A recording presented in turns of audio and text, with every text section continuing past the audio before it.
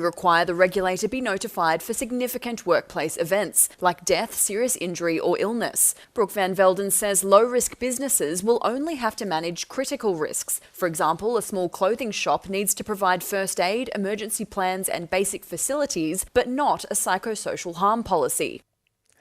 And Silver Fern Farms remains in the red with a reported loss of $21.8 million last year. Joint owner SFF Cooperative also reported a $10.9 million loss. And that's news. To sport, Damien McKenzie has turned down overseas offers to remain in New Zealand through until 2029. The All Blacks and Chiefs playmaker says there were offers to return to Japan on a full-time basis. He'll have a sabbatical option in 2028, but McKenzie says he didn't want to go long-term.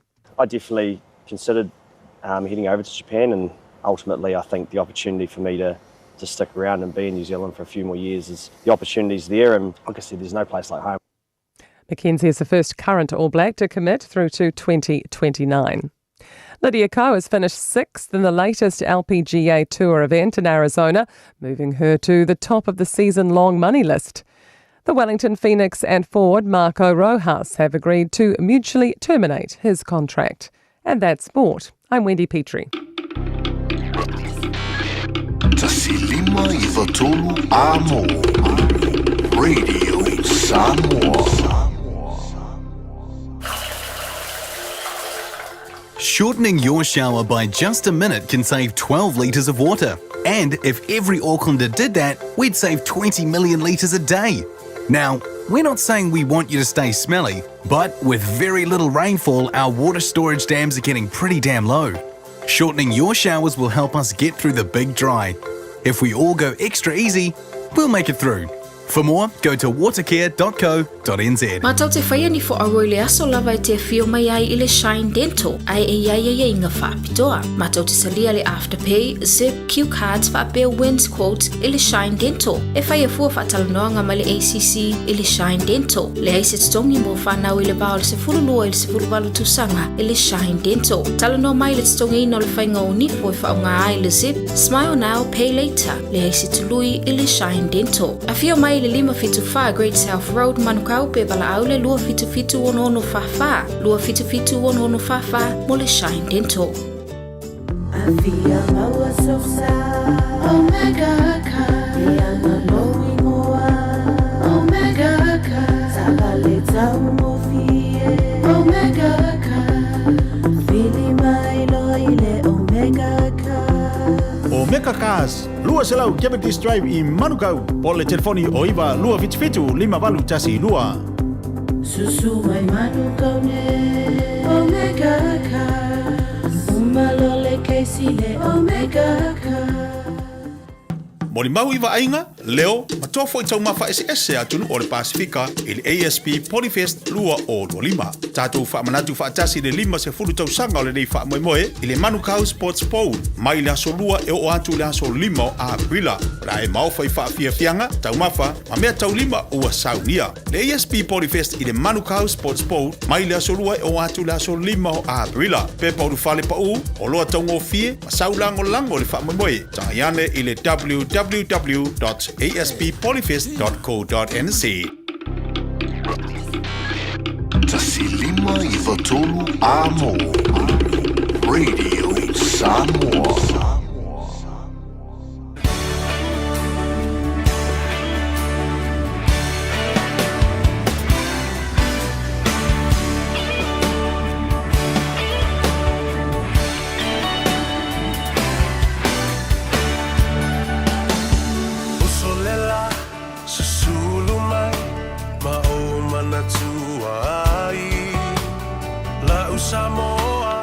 Ia, talofa lava le pa ia mawalunga o le whaafonga tāpua ia mai se fo i o le sila mai moa.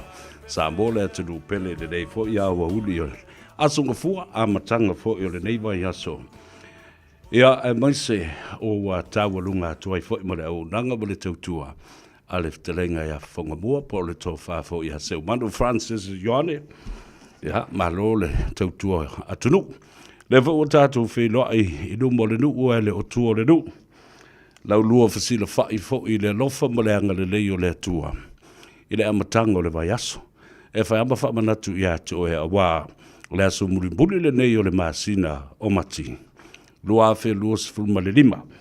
O leo ua mafuta mai se tasi o paanga tō tino ia o se uoma mai fo ia le tātou porkalame o ngā Gagaifo Faiva. O le fautua whaapitoa. Advice for Life le sunga ia Matt Luatua ia o la widoa i fo ia le turu ia i ona Faiva ma sadi whatalo whatu Matt. Alo le soifua manuia, wha mui moe le sa manuia le sa pati le aso na rafi, le wha i unga fo i o le vai aso. Ia, ma le ala wha i fo i tiute ma Faiva ma sani o le nei aso, ma lo le soifua manuia. Lo soifua manuia, lo a fionga savea, ma lo lava, tai. Ia, nā mai le weekend ma le sa pati ana fisa i sau assignment wha pitoa sa whai le lotu pe nao na anga i fo i tāpua i ma aveta maiti. Ia, ma ngai le aso sa pati a ngafi nga mako le lo.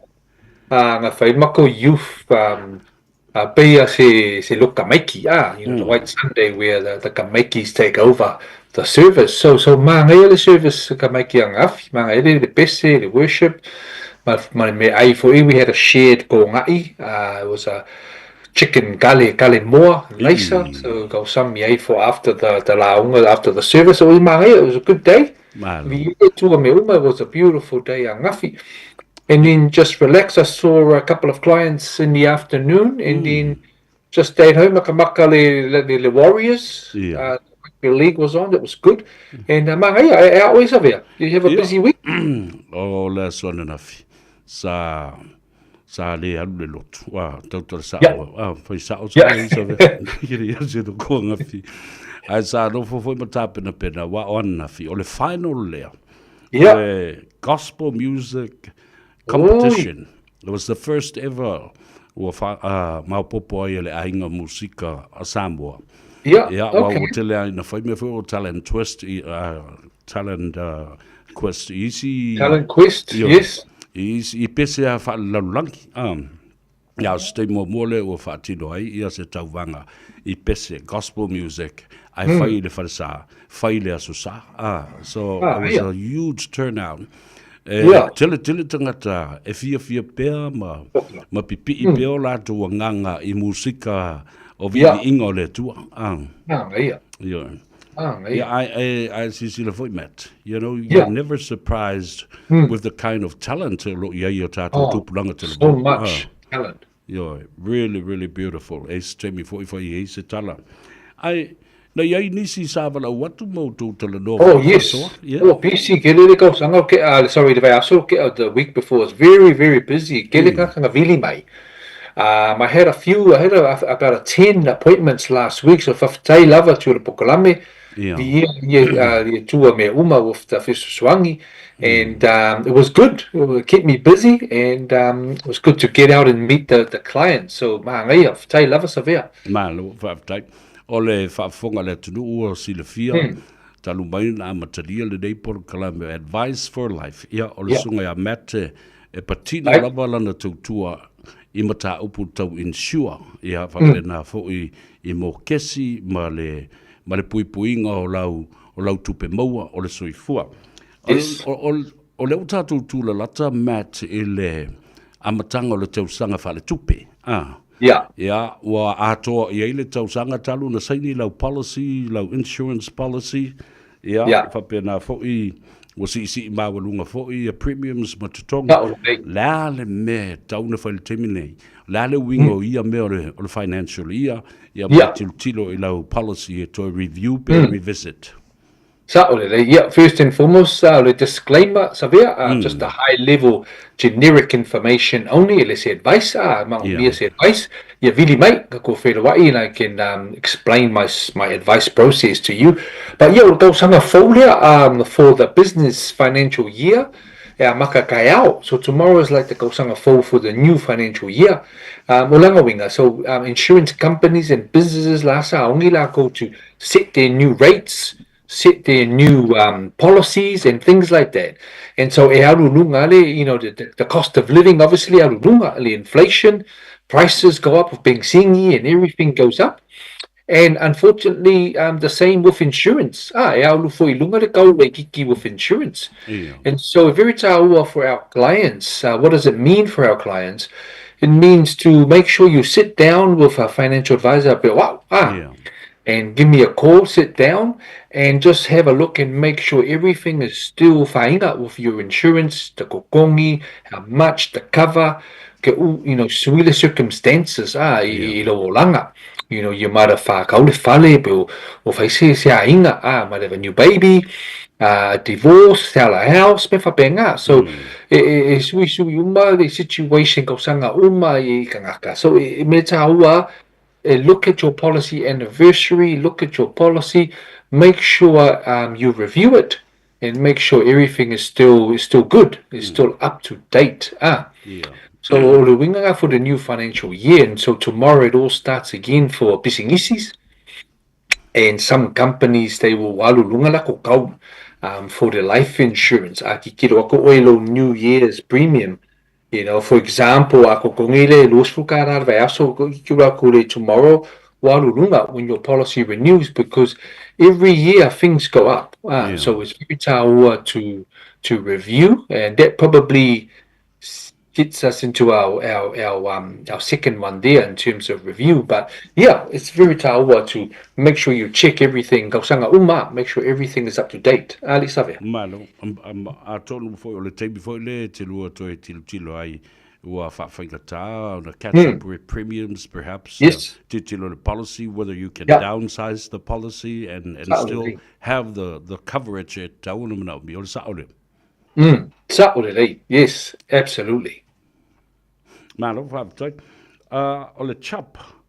O le sisi foi company o le ua iai o lato swinga o lo iai. Em whaina e tala doa Yes. whapito le bata apule. Yeah, so Chubb Insurance o le company kasi le whaungao. Makauri fui 5 koinga insurance companies e whaungao when I go to the market. Chubb Life, Astron Life, AIA Life, Fidelity Life, Partners Life. And so I look after all the 5 companies. But a company leo Chubb, they used to be called Cigna. A worldwide company there is very big around the world. Ngā maka mua doing funeral insurance cover. So they only did funeral insurance. So ako puse whalawelawe, maliu. They only pay out like full wafe ka ala if you swangi le ainga for the funeral. E ka penga ai mea and pay off, the headstone, the funeral, the pusa, and everything. But now they very big. So now they're doing life insurance and medical insurance. Not medical, income protection, disability. So they were a very popular company. I use them. So I go to the whole market to compare, but most of the times they come with fee and Chubb. And they lay for lako policies, lako trauma cover. Mai ki ngā inga e 5 koe ngā mai makauri fo le cancer, ma le mai whaku, stroke, kawaso, lots of different mais. They pay up to 3 claims. So e mawhainga claim 3 times in your life over the period. And so i le lako policies and their wordings, but le lako discount. So isi kapangi will ka ofi lako discount. They don't do any more free discount. No, Chubb bale fai. Chubb ma ai nga le kasi masinga. Au Chubb le extend lako 2 months. So e lua masinga. A kau lia lo policy kai au. And then you get lafuakulo policy documents li meli Ele makalo ko kongi the policy se longa umale lumasinga. So the first 2 months e free. Ele ko kongi se mea. Ai ka pa oi. Ke o kupu se fale kongi. You still covered. Oh, right. Ele makalo ko kongi. So have 3 of my clients from the Radio Samoa tai lava sa vea wo ko lia ko policy. Maka last week la ko policy. Ai ele makala ko payinga de ko kongi until April, May, Juni. Iva. Fia le the customers fa we fa tai lava met o le lei o le a maka until uni e a maka la kongi la ko policy. So it is good for them to fast so their budget and their kupe knowing like kava ke kupus fa la ka but ele ko kongi se longa a maka uni. So e ba ngadia so I'm very happy fia o pe fa me fa pe with insurance companies free discount, free this and free that. It's very tauwa for our people. Mai sial fa fonga le kungu a ka Samoa it's very tauwa for us. And so yeah, the Chubb Life le fela ko extension on their 2 months free is going for 1 more year. Nga konga uma last month. But they're extending it for 12 months now. So uma next year ko sanga 4 Malo, it's a job. So how long has Chubb been around? Oka. Over 50 sanga. Okay. Yeah, whatever company, they're getting bigger and bigger. Sometimes people they're the security company. I see Chubb Security, I see Chubb Life. Yeah. Ai se ale mea la iona whaamalusia ma whaatawaina te le whai o so life insurance a o talavou ma maua le malosi I vaitau le nei. E ma whai anga apply for life insurance when you're 70 lima se fulu kau sanga over le lima, fiku se fulu kau sanga most of the companies, Chubb, AIA, Fidelity, Partners Life, Astron, e ngaka le fiku se fulu kau sanga over le fiku se fulu kau sanga le makua le kangaka ia wo too late wo le mawhainga apply se life insurance but while may apply I the funeral insurance because if I can't the funeral insurance it go lia but like kiki pay mainly funeral insurance can is full wafe but Fidelity they accept per makua ku le ficus fulu if you're 72 73 pe umai o le ficus fulu lima kau sanga then it stops they can accept you for life insurance but o me taua is good ilele but isilianga apply for life insurance ale kiki oi because the younger you are the healthier you are easier kau lia lo application o isi ka ngaka o kala ngoa I mai o I ai se whakali se o la ulimas fulu kau sanga pe whakali le 20 years and then I apply ai ke ukupu se mea oi during that time maua lo se mai ngase it was too late for my insurance company le ai le kau lia le ile because for high risk ke le o ke leanga ngase so silinga apply when you're young ai lengi ngase le si foi mamar kingo para kiki ngai makua kele o foi mafa so it's better to apply ele kiki ele makua kele that way you are kaulia faster malo ta u te no foi premium se kangu fie para kiki mana I whanongolongo mai fo ia matua fautua I fo ia whanau matupulanga te lavou mai lato in the mid 20s 30s yes ia awa olo no po ia fo I ngasi on whawhingi tala ia leo na whai ia application o atu inga insurance po o to inga puipuinga I le taupulo le insure e mawhai o na kawai ia le whanau fo le o lai o lato ingoa o lo o I lalo le policy o lato matua ngai fisili sa vea kele au clients fisili so o mai o le fisili lea ngai kele au clients kele la whangau kele le hinga they got like lima whangau pe se funu ka maiki so o la ku fisili a lea whamai au whaise life insurance mua o mala u ainga mala kolua ai ama ko whangau kawa ka maiki and so o le kula fongo makua strict le kula fongo le insurance company ngusila mai se ai ngusila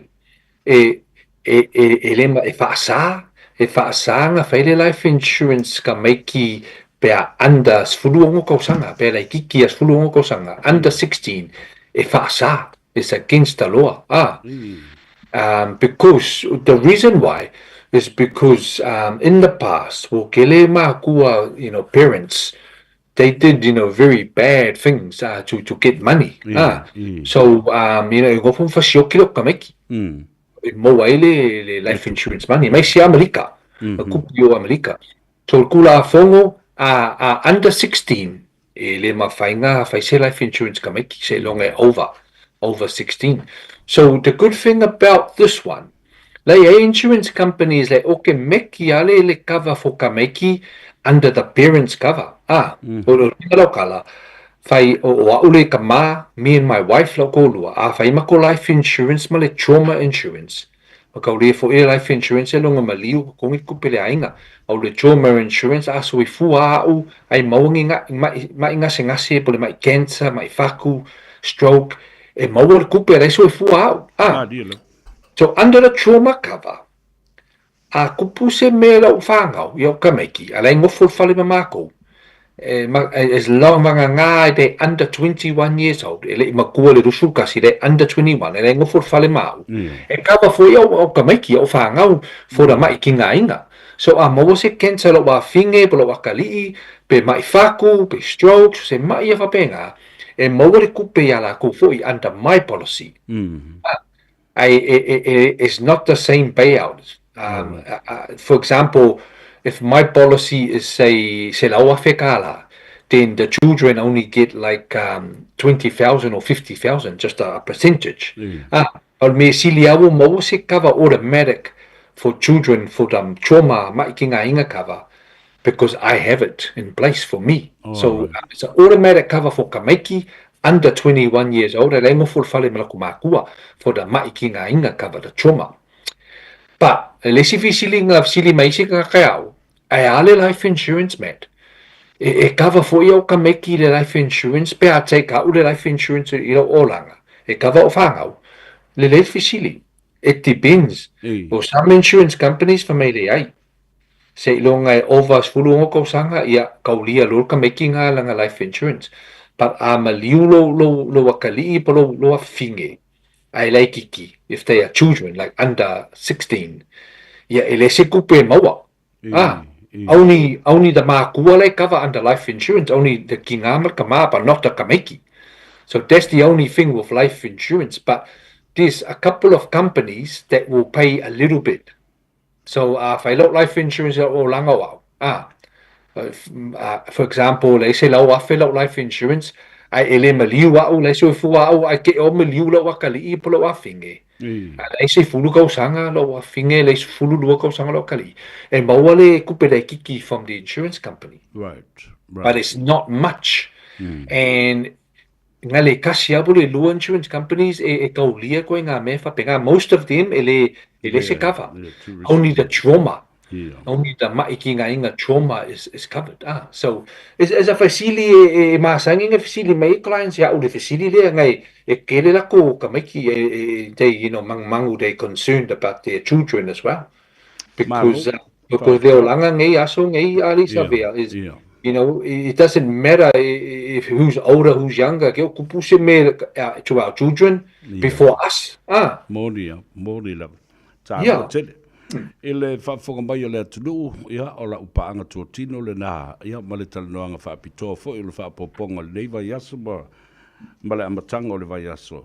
O le sunga e Matt Luatua, whaapitoa lona to mai ma le anga wha email mata upu tau insurance, lea o lo o ieilan numera nai lunga le tātou screen, o lua fitu, valu tolu iwa, tasi fitu, tasi wha, o lua fitu, valu tolu iwa, tasi fitu tasi wha. Ia, whaftai mo le tā whelo inga le aso, mo le atu le nganga fifia, ma le whaftai tele mo lau tā penanga ina ia manino le marumlamba le atu no. Ia, ai tawalunga mai e lau sunga le tā whamawai ai. Ma lo lava, whaftai lava I mo le atu whaftai ma le whamalo lo tōpa ia ma le mamalu Samoa. I lo tō whafonga, I lo polokalame le nea so savea, ma lo whaftai, ma lo nusai. Ma lo tapuai whamanuia le atua tiote me Faiva I le nei aso tas whelawai fo I next week ai manguia le aso manguia le fiafi tele lava brother I le ngā mai fo Faiva o le sunga match ta whelawai looking forward to catching up with you once again same time same place next week ia e so ifua ia ia le nā Samoa ta walunga tuele talanoanga fo I ma le whaapoponga o le porkalame o le ngā ngai fo Faiva ia and advice for life o le fautuanga le lei mo le lumana I le sunga ia Matt Luatua wala au le tamasale moa o lua fitu valu tolu iwa tasi fitu tasi fa. O lua fitu valu tolu iwa tasi fitu tasi fa. Ia, ona toe wha waule o le wha talofa ma le ofu alofa atu i le tātou watunu. Ai maise le pa ia maulunga o Samoa o wha fonga ma lala fo'i i lau whanua ma ele o Aotearoa talofa lava. Ia, ele ngata le tawhatolu o le tātou whanonofo pa ia ma mamalu wha le malo. Ia, whapena fo'i o pa ia ma mamalu wha le anganuu. Ia, ai ia mana tua. E matua le tuu, ma mawalunga se vi inga o le tātou tapa au siri le langi. E moli e ana au na pa ia i whata whaitau langa e fia. E au fia ai fo'i ma i lantou. O to ina matina. Wa malolo mai man malo pensione. Ia. Ia ele ngi kanga ka bo vili me fala vela ve o le foi le ka ku por kalam. Ia ai fatalo fatu i tamam tina matu o le tudu. O fea lava o lo whaafonga mai ai o tātou mātua tua asina sina o le tudu. Ia ele mwhai o na whaangaluina o tau. Ia so teitasi, ia whea tu lava. Ia, ma wha talofa ia te oe, ma o whalofa atu ia te oe. Po whea le tafa o New Zealand ei, po le lalulangi fo i o loo au mauai. Ia, wha talofa atu le ia tau o Savea le urua i ali i se yuli, pestanta ma le langi. Al Harrington tu manuvau na vea. Ia te oe. Ia, misi, ia le tamama le tina matua lea. Mai lo mātou no ui salsa tele i whale alili. O lo o whaafonga mai Island Bay Wellington. Whatalo whātu le lei ma le whanga. Ia tiwata, ia whapea fo le tinao le ainga. Ia le vanga ulu whale. O lo o whaafonga mai. Ia i se tasi o la halo. O lo o ngalue le matanga aluenga o leo. Ia o lo o asi si mai le tātou o fise le so. Ia mamomoli mai i alo whaanga o le tabama le tina le nei ia lei ma le whanga tiwata. Ma le tina ia le vanga ulufale. Mai se vea. O te sawe mamoli atu i alo whaanga mai o matua. O oe, e pele tele i tonu al matou fale. Ia. E te fio mai lo i lunga o le TV a lo ta mama lo tinai i la loi Wellington. Ua sa o loa a tole mea. Ioe, wapa ia a tole ele matonu al fale o sa sisi ngoi koe mi ngoi. Le eva sisi, fa sa sisi nga koe kolosi fai luma i po se leo e fa ngoi. Fa tu talo fai, ai se alu me o fa penai. Ia, ai fai mai. Ona o le lata le tenunga. O le teimi leo la ua sili o na fia i e whaalongo i mata upu ese. O lo momoli atu. Ioe, ma fola sia ilu ma mea. Ele ngata e mea modi o lo tutupu i Samoa.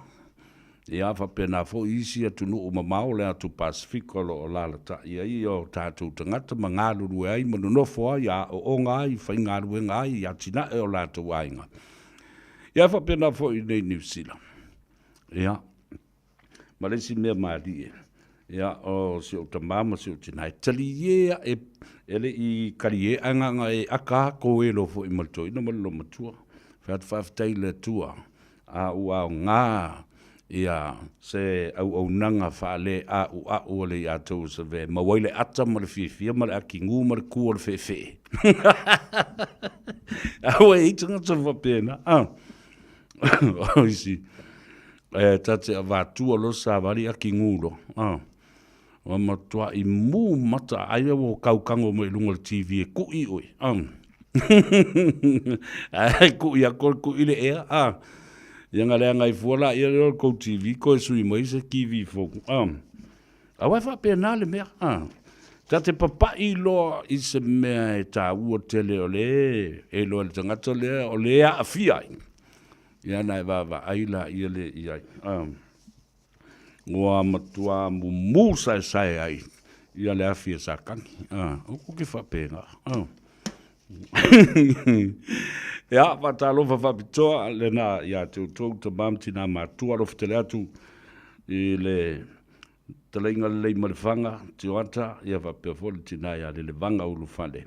Ia ma sio dua ainga, ia me se fole ka le sio lo o dua au auna ma tautua iai. I le alala ai, ma nopia i fo i le Island Bay i nai Wellington. O mai le whatalofa i lunga le tātou apia fōlinga. Ia, leo penga ta whailangi. Facebook page, ia whapea fo i ma le tātou YouTube channel. A watu le whaambalo ma le whaftai. Le taluana a mata mai a tātou polkaram. Masui le whaavai o le drive time po o le manawa o ngā ruenga le Gagaifo Faiva. Mai lea sunga fua e tau las wharele. A utou ta ngā imasi sila iai. E o lava fo i le tānoa awa. I le saputu mai o la ngona o tangata. Ma le whainu mera o tangata. E o ai le au palau vale, ma le au kauwhi ai, ma le au kauwhi kau ai ma. Ma le au whai upusa. E o mai ai lunga. Wautou sila iai. O le tātou porkalame o le astona, ina se ima vai atu nei. Le tāno awa, whai tū la, toi titi lava se lau lua se fulu afe. Ele na o se lau pe na o le fia afe. Se lau se fulu ma le valu afe. Ta ngata mai moa, ma tusi, ma lātou like and share le porkalame. Ai se ai tā ua. Le anga o le astona ina avatu nei. Le na te atu nei, na au avatu ai le tali. O mawhatianga o Samoa o loo iai le teimile nei. E winga i le peso o le tise. Na mua i fwoi o wavatua i luma. Ina ua whenelei mai au pusi mo mai. Ua whai apa ua pusi mo mai. Mia u mai luma i le whe mai te losa vea. O lau te whalongotu lale ua whaatalitali pei o le a whonoa. Ia le kapeneta. Malongo le au le malo. Ioe. E te tau o na whai se whaasala nati i le mawhatianga o loo iei Samoa i le peso o le tise. Ta uala le nā, ia o le SOE po le State of Emergency. A le mea tonu ala nā na tupu le tai au nei. Wa sa i le au tustala i le fionga le tama i tai pāle mia i na ua whaatino le lātou press conference i le ahuri ana le nā. O whasiling ia tustala. I lau fionga le tamai tai pāle mia ma le tau office. O lea, walau manu ia mai. Lea na whaasau mai New Zealand, Malisi polkalame lena. Al polkalame lena le atau sa vea. Le tano awa lena palu i kako wa mio i las tonai. Mua au inatu. O le a iai le whanonga o le malo e tau wala mai. I le kapeneta ma le whaatununga e awe o i le fionga lea malu le malo. Ina ia wha mauni ai, le tūlanga pangatia. Le wha malu le nā o le osulu ai Samoa i lalo. Ioe. Aisea, ona o le tūlanga pangatia, ma mana o mi ai ia se lawe ai, wha nati. Ioe, e fo ia il wha fita auli o le tātou, e le tise, le peso, malona fianga o tangata unga. Ioe.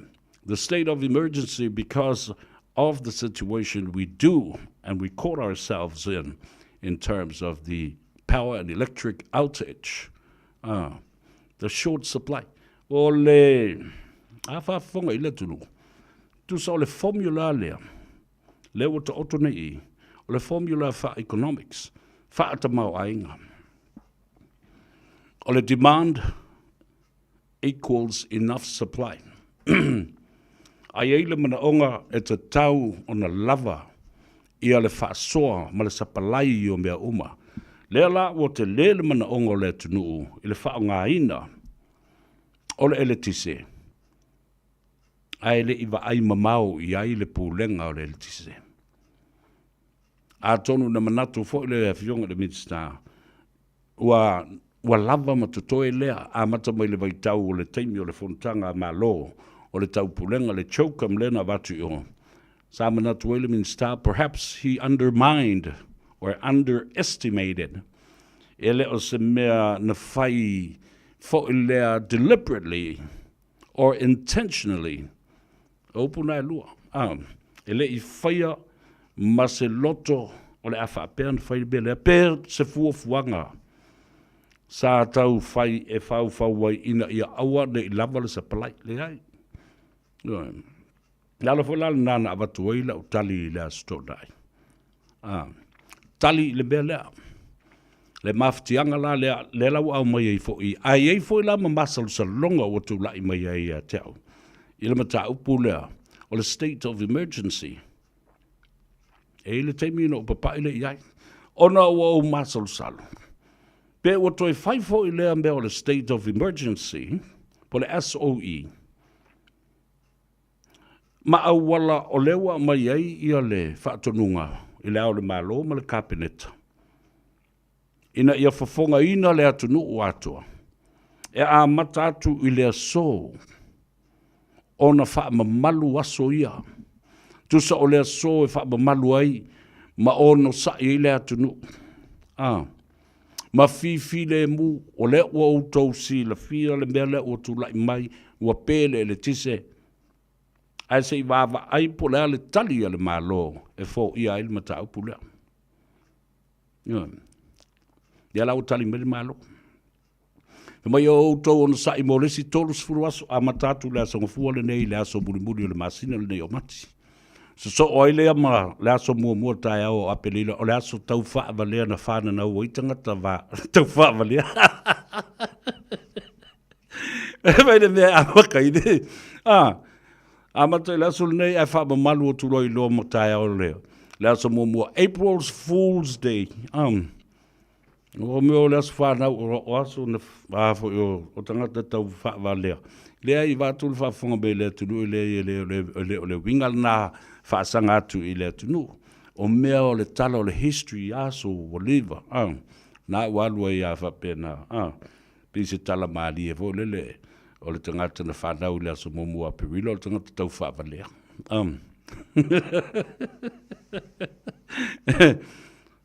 Au o mawawai. Pele o le tasi fwoi se nei o se awala. A theory, a conspiracy theory. E toso whaatātai pēr ma whaaumi ai pēr. Le fono le parlemene le ain mani ngā ruenga le fono e toi whaia. Ai o mai na ona tātou valiano ma whaatutu ma whaasanga I tei le saviri. Ai se I whaile ngā ruenga. Ale au whai ngā ruenga. Ma e anga wha amato mai whaapitoa. E whaatino ai ia le wha le ngā tiri o le pawa. Lea lawa tali le malo. Taunu u lea solima I afi e lima mai fiti o lea ua au mai mo se teimi le tu mau. Totongi. Fai mai e tasi tesi ma le wha miliona ta la I le ono masina.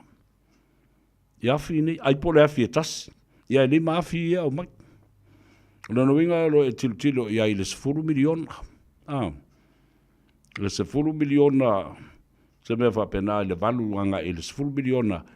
E te tongi ai I afi wha leo ia na ana on my temporary electricity generators. Mai fiti. Taunu ulea solima.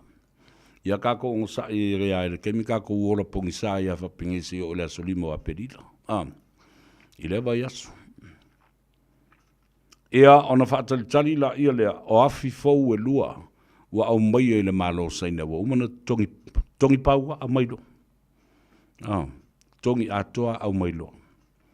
Ia tilo la ia I le te leo le ngaruenga. Sa uwawa ia tu I le uso. Le fionga I le tupufia le whamuina yese le au moana. O le purusili le na o le vaenga, o le tisi, o le uso moni la vai te au. Ia, o wama aia tu I le uso. Ia, o lo whaatala noa mai, o lo tali mai la vai tusa ma le mea o lai eilo na mawhau ma le tali tonunga o le matanga luenga, le CEO, le fionga whamuina. Yese le au moana. Ia, ono sa I di whamuina yese. E le whaingo fie. Ai, o le mea sa te tau o na iai, pe o na watula o tali e tau mawhai e fō ai I le whawhita uli le nei o le atinu. Le na watula vai aso. Lea I le aso na ina se mawai atu. Lea la toa watu I le aso le nei. O le malo si anga ato o lo iai I mawhauwhaunga to mai anga waa ma le poto. E te tau o na halu uma le malusi anga le nā. And all those resources, tupe ngā yoinga, mawhauwhau, masini mea whai ngā ruenga, tangata to mai ma le anga waa, ia whaalu uma e whaatoto ngā ili muta ngā ruenga lea.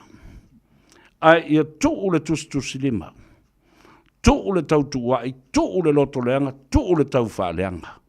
Masua si tangata e whaati e ti e ai le leanga ato le mea utulai mai ai pēle pau ai pongsa Samoa. Tuu nei le mea le nā. Auto uma, tai tai. Tuu le mea oe le nai whai o tule epa. O eo sa tai tai ma ave le whaatu tuanga le tunu. Ala le mea le nai, nā le tutuafia, ma whaifau tuanga e le le. Whemai o te tau na whaatea. Fia me whaatea am wha malo lore min star ya olo. La le mea le, e ola i le pao i le nā whai unga.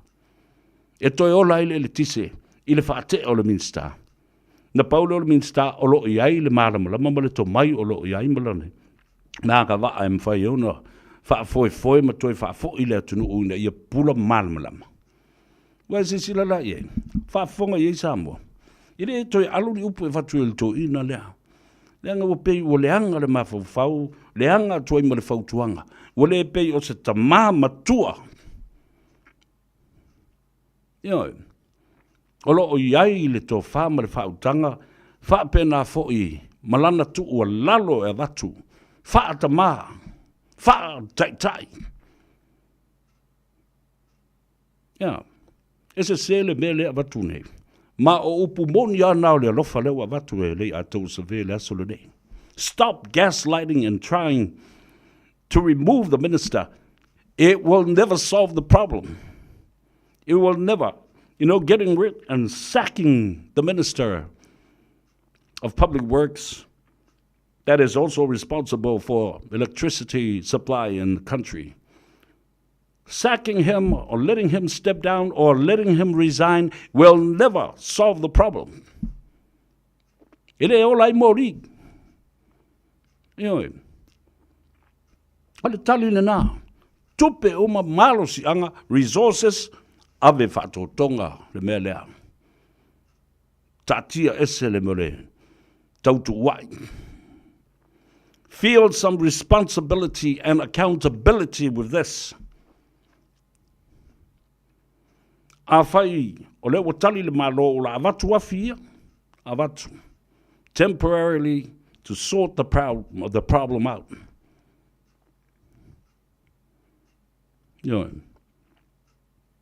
A whai, e leo lava le tomai, le lava le whai numera, o malama o tangata ia o lo o iai o insinia ma wha tino ina le ngā luenga.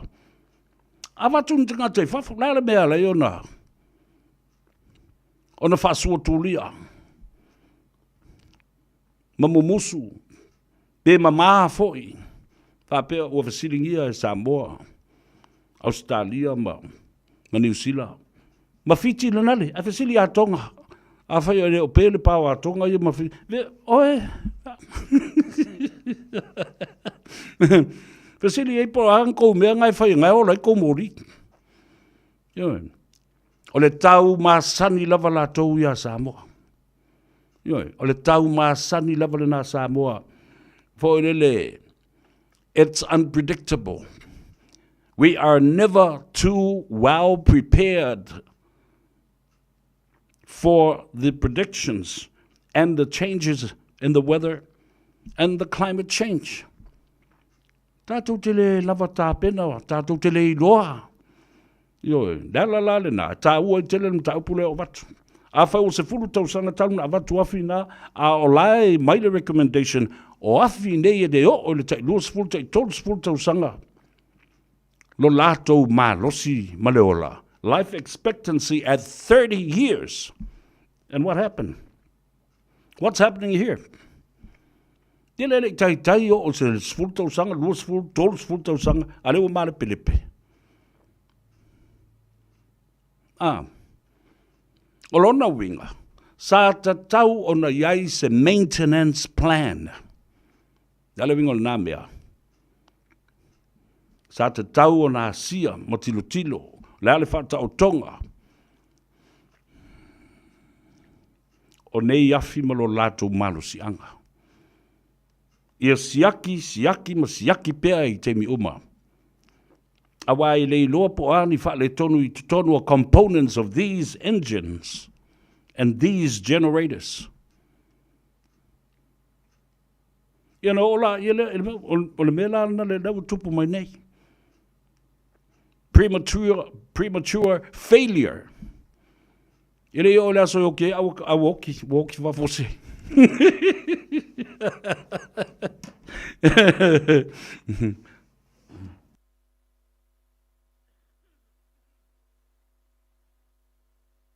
Rekari mai lau ri le a le fatu sa. Ele yo o le kaimi. E ka wenga pere makorafi a le wa pe. E za fotina vai fotina.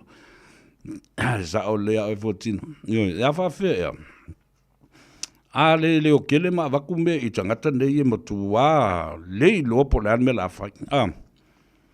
That's exactly what to do. Neno o vātua le tali le whaeto press conference mal to SOE there, state of emergency. Stop everything. Focus with all the energy, the intelligence, intel. Alu mai tutono le bela. Patalo fatu tino a Josefa ia va perfo I taia fou. Tu le epa o le te fono ia maleli fatonu o le tātou por kalambele na male ala ata. O le taia fou o Samoa I Long Beach, California. E sa mai ngā o kupe alu o le kako o kungu ngei mea. E le o le o le lei, e le kungu. Po ainga whaaleanga inga ngei This is exactly what I said last Saturday.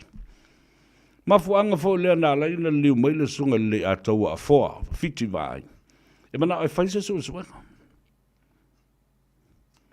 Leanga o le fete na I me au mai le CEO. Whaatasi ai ma le au whai ngā ruenga o le whaatino ina le ngā ruenga. Ua masalo mia loe le fionga le minister e tala pelo, oi le pepelo. I le vale, o insinia po le CEO.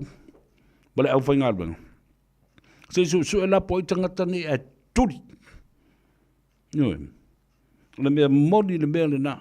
A le la whai ua ufai atu ma whautua ina le fionga le minister. Ma lia mai o. Tatia ese. Tō le tautu wai. Tō le nasu e suenga le Commission of Inquiry. Tō u whamone mole. E le ola I mori I le mea le na. Na o le hatiri alu ai o le taimi. Alu ai matupe. E su e. Wha matalanga o lo o whai. Matua inga o lo o whai e tonu I. Po o ai. Mua punga vai lua I ko kongo le system. Ma ko kongo le afi.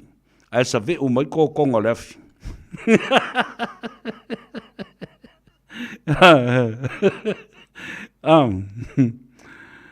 Mea sa o le mea le na. A le whai mai ia I fo I le sunga a lui kunwai u. Lau sunga sa vea. Whawhea ia le whawhine ngutu pua a le nale sa alwatu I Samoa a le ise mea na whai iai masa fuafuanga le malo nga whai iai. Whakua le ise mea. E le e fo I masa whea o sa vea la kou I le ngā whawhinge. Whawale valea la kou ia. Pe loka pe le loka ku ai pe pea. O nā mea la whai o nale pui mau e fo I e. E ngofo mai ia kula e palesi piko o ngā kongula ia le ia yo. O wha maile o yo. O maile. Ia fo ai fusi mai e lisi piko e. E li mongi. Ia ka vale ia sola mal malo. Ela talale na ya o lui kunwa you. I don't care what I don't care what they do with that stupid woman anyway. Ele o se fe aule na sa vea a o fio o ko sa mo pa ko me fai a o le fafine la na mana tala leanga sa fai I le pale mia I le tamai tai palemia, whai a ana rosa, whai a la au, li lau lunga oi, lau a mi o valeo o le palemia ma. Io e, lau le ai valea, mea umana na whai le fine le na. Io, ai o tui o. Nei se mea le whai ei, nei se me ale malo. Ale fatu tu le tu sa mo ta si la me mala pa o mo mai le nga monkey la ko ya sa fu ko ya fe ya inga o kala awa lo me mo ngai le taimi e we tala no me a o meu tamai tio le o nga fa tai fo le e imbana o nga fa pitoa atu le pa e enge lo kula e pa mangava vai le halu al karie halu al karie nga uma o por kalame mai foi matula e pa mai kule ya ole rei ya e ko fa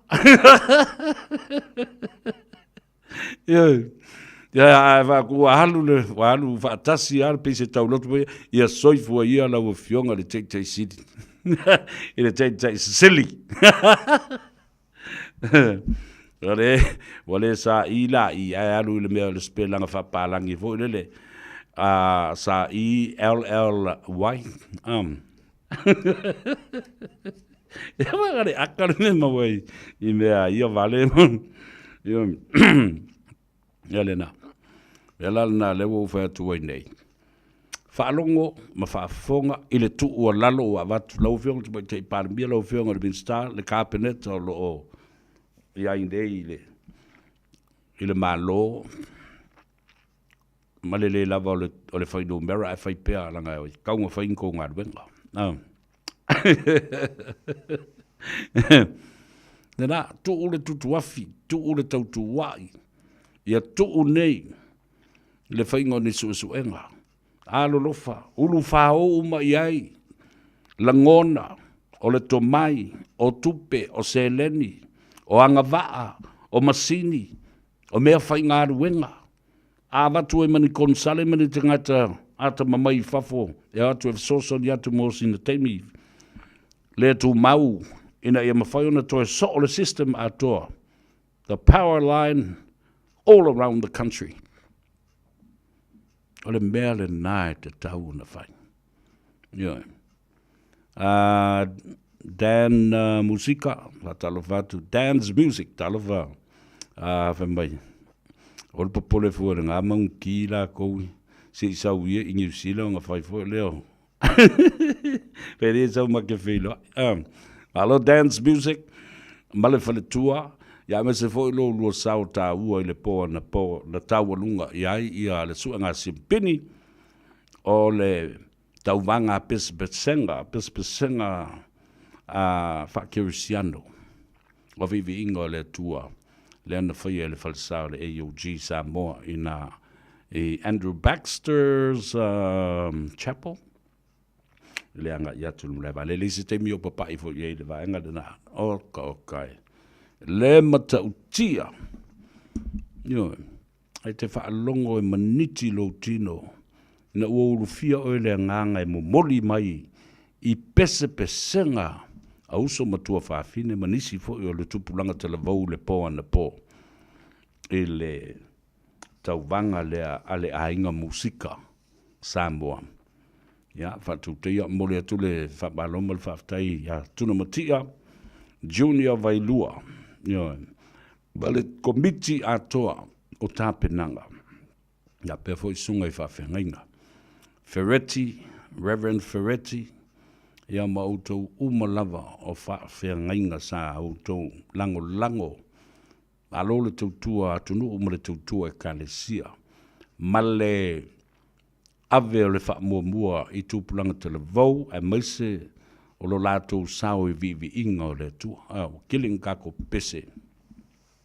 I whale kalapu I pese whale mausau. Ai a olanga o mai o le loku. E wale iloa usu wangalo pese le upu o pese fo lelo vivi inga le tua ma pese le kalesia. Tasi le me se le ino mari I ivi e o matolu o le matuta mama le tina. O le whanau umo o tangata le musika. Ai e leo umo e lea onga le kalesia a Yesu Keriso lau pia se ngatai e o ia onga le malo. E o mai ia onga le malo a wai usu oi pese le betutisi ma pese voi lea a le e whakasa. E o mai le whale, e usu atu pese o le lotu o le afiafi ma le tai au. Wa le pepese, wa ngalo upo le pese. Pese le kalesia o tō wai, He mai loma kara papa. Ele me le wotu. Vai so kouia, ma oele li ile o sa vele pese na club. O mai o fa le pese lotu. Pese le kalesia. Ia usu fa le lei. Tau te o, tau pe pese fa keke kou leo. I pese fa mau sau. Ngau sa kangi e siva ma pi ai. Ko o mai le fale. Ko ke le pe pese fale lei i vi ingo le tua. E vi i ai le tua ma avele fa manu le tua. E le ma faina ngalo e ta o sa o le le toina. Yo. Yo fo lo matua sa o fo. Ya. Ole sila ba ngole tali le na batu. Ele astona ina tene. I also mai ia le press conference ma le state of emergency le o fa lavi loa ile aso muri le nei o mati.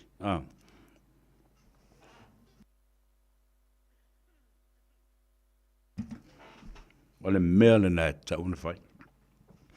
Ave le fa mua. Money, time, resources, the intel, people that are qualified to do the groundwork, the implementation has to start now. A fai maila e tolu se furu aso ia wa whaata oto mai ei ma wha malu le state of emergency. Po le iai o le tūlanga o Samoa. Le tūlanga ma ale va pea. O mana o mia ele so ani whaana nati.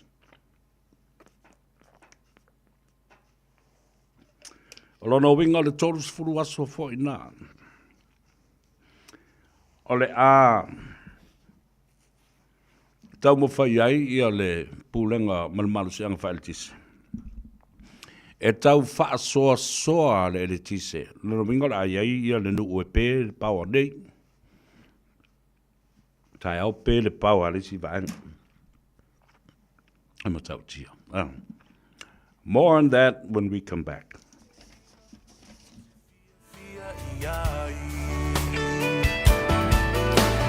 Osolela susulu mai mahoma na tuai la Samoa le nuku o te nofo ai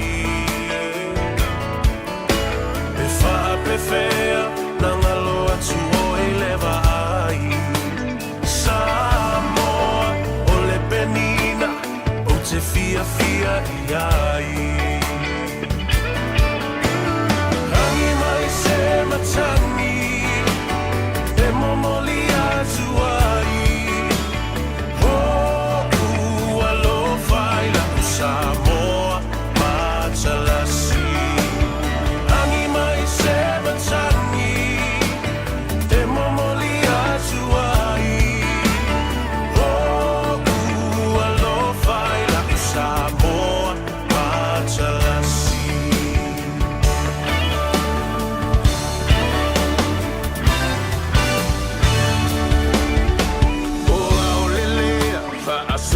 Solo la poia o la paolo lona sami I la pe asulungia ele masina pe fa pe fea ngalo atu oea ita Samoa ole penina ole vasa pacifica Angi mai se matani Memori atu ai Oh, alo fai la Samoa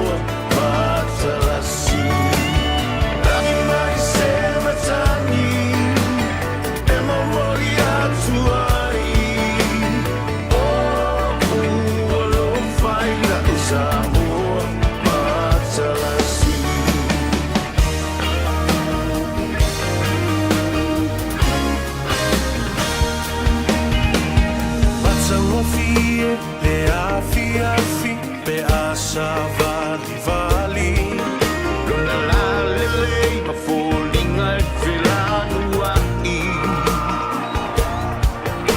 pe fa pe fea na ngalo atu olo wingoa Samoa ole penina oi ole vasaluloa ai mai se matani e momoli atu ai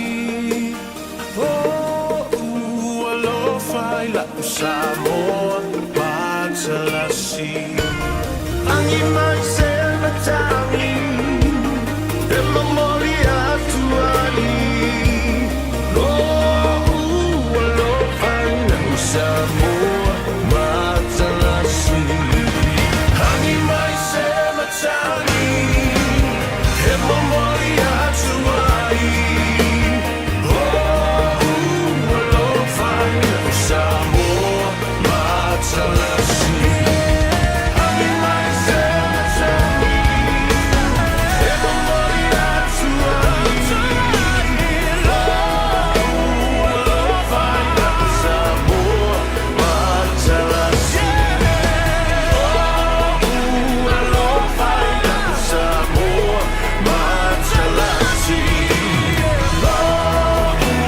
alo fai la Samoa patalasi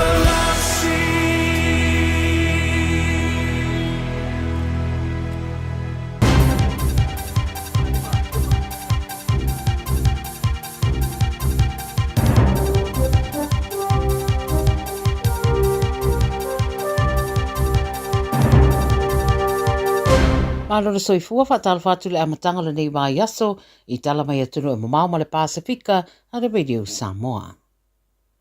E momo atu mai kānata e siria ma le tolu se lau wafe fale o tangata kānata o le umotu sia mai eile e le tise I le teminei le whaetua Ontario o na o le a wha aisa po le ice storm na awhiai I le whaeunga o le mai aso. O le whaamtaranga mai le Environment Canada, walapta I ei tangata I timunga mamafa ma timu aisa I Ottawa ai mai se mahenga o Quebec ma Ontario o lo o whaawopea e o mai le so. O li patia o le motsio le tise a fua mai la auto ulu lunga o waia ele tise ai mai se o le awhianga o le aisa I leina o waia ele tise o lo iei fo I lamtianga molo longa. O isi a ai Ontario lava ua whaelua le state of emergency o na o awhianga o lea wha aisa ma ua whaelua le vahenga o le sio manga o sa tūranga o ngaunga wa iei lunga o la tele e meisoro te ulu o leina ele tise ma la au. O whautua ina tangata I onu sa I o lātou whale a o tau ma whainga ruenga wha mama ma tāria se suinga I winga lo wao le tau. Mai Myanmar, e tūlanga ese wa inga ua waaia ma whaasara lawina mai televise I te tonu le atunu o Myanmar le ana lulu waile mafui e malosi, fitu tesi mara fitu I le fua mafui e le aspirated tanwai.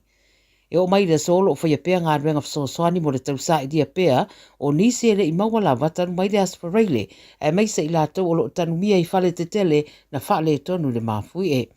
E lulu tonu le mafui e au whai te tele ve singa I te tonu rawa I o Myanmar ma ua whao popo atu ia mafutianga I tangata ma le atunu o le vevesi le vao le mediteri ma tangata tau e au I le whaate mkalasi whaate siai manisi kulupu e le o fia le whainga malolo tūrai mai.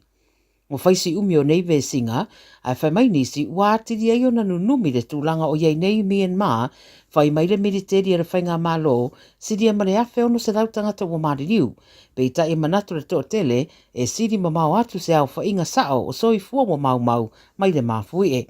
O isi vaenga na awhia e I o atu iei le whesoasoani a masini mo le wha mamai no mea wha leanga ina, ua wha o ngā lava tangata lo lātou malosi e eli ai whale na solo mo le tau sa I dio a inga matangata e taliton wina o lo tanu mi ai. Whai mai o le mafui au pito malosi le ua awhia I Myanmar e te tonu o le se furutu sanga ua tuana I atu. Mai Ukraine ma Lucia, ua toe tali ana Ukraine I oso whainga Lucia ua tau mawhai ai, e abe ese mai vai ngā awa Ukraine mai se tasi o vaenga o teritorio Lucia o lo o iai. Ma ua whai ana I fo I laos whainga Ukraine I le vaenga, wha o ngā ai drones mana vai ngā au. E siria ma le lua se fulu nuu I le whae tū leo Lucia, le apea ma se lauri ma se fulu kilomita ma le tua oio Lucia ma Ukraine, Ma e ui ele I whaamaonia mai e Ukraine o lātou e ana o swainga, wa tari ane nei I a Lucia, pei tai olo o lipotia le CNN o so whainga mai le vanga awa Ukraine. Wa ta ua le tai o Ukraine o Volodymyr Zelensky, e iai o so whainga na whaiane ana pō, I whae tu olo iai a lātou vanga au, ma ua wala awa I fo I a Amerika e fia I loa se tali le tūlanga o iai whiutana inga ma Lucia. Wa ripotia le CNN e leo tele se a ngai luma o whiutana inga o loo whaia a Amerika mo se whire mua le mata au plenei, a loo wha o peo na whina wane Zelensky o loo toso wha umi e Lucia tara noanga ia, a o tau mawhai e wha o ngāla na militeri ma oso wha inga o loo whaia e toe maua atuai isi o ngā ele. I le Pasifika mai Tonga, e fōlinga e leo ieni me o whaaleanga ina ma o toe so longa mahdi e fōi pisinisi ma le soifuanga e māsani ai le malo Tonga, I le so, I le mai o le whaalongo ina o se mafui e fitura na malosi, I le fua mafui e na lulu I le tae awa na leila I le tasi, ai mai o ngā tonu I le tūsa ma le fitu se fuluiwa kilomita, mai le tu I saute I sasae o Bangai I le moto o hapai. Pai mai sa iei whailo ma lapta inga mō ngā rurolo, ma whautoi nai tangata e anga I no fuanga maururunga, pei taina toe whaalea ngā ina lea lapta inga o le taina le lima I le wawea na le la. O mōri maua nisi o tangata New Zealand o au mau I Tonga, e fōringa e le o ieni me o whaalea ngā ina le mawhue e, ai na whaalongo ina lama le taimi na lulu wai. E iei ri poti wa ta wai na whaalongo ina fo I le lulua lea mawhue e, I le moto ni we, ai fōringa e le o iei foi ni o nā fianga. Tara mulimuli mai New Zealand, o le vasa nei le a whaalongo I naisi ufufonga ma le tapisa o alo matama whanau o le Pasifika I le Manukau Sports Bowl, o le whaataunuina o le whaalinga au pito te leo tū maanga le Pasifika I le rarangi le Polyfest e peo nei loa ai. O le tausanga le nei atua I le 5 tausanga talu na whaavaina, ma e wha aso le a whaataunu wai, ma I le aso luanga I le aso lima o Aparila, si dia ma le ono sfuru a onga ma le whaitau wafe le au whaafia, o le a awa iai e whaata ua ma whaamanatu, tū maanga a atunu upolinsia. O le nei whaamoe whaata wai tā leni ma le tumai o talavou, e ala I whaafianga ese e maise le musika, ma tō ngina whaapea fo I tautalanga, o le a whaatino ai tau wanga o le whaamoe. E ono stages o le au fiai, Maori, Niue, le Atukuki, Tonga ma Samoa, whaapele diversity stage. E le taumata le a whaatumuria fo I ainga mawo e maise le au lango I nei whanau, ma lātou tāpenanga mo le Polyfest o le nei tausanga. Pai loa le whaatono le Polyfest I le Radio New Zealand o se Yuli Terry Leo Mau, e tūlanga ese malangona le nganga mwha mawalalo I le mātau watu I le tūlanga wo o iei le Polyfest talua na amata mai. Wa le awhai lau fitu suruono I le kolisia Hillary na whaatino ai, na o le wha onga na amata I au fiai le kolisia o Awere, Hillary Sedan Mamangele, e wha mamafa lava le whaataua I le anga nuu na I lo le au whai o tangata e aua iai. Ia tala nara Radio Samoa mo le nei fo iaso soifua.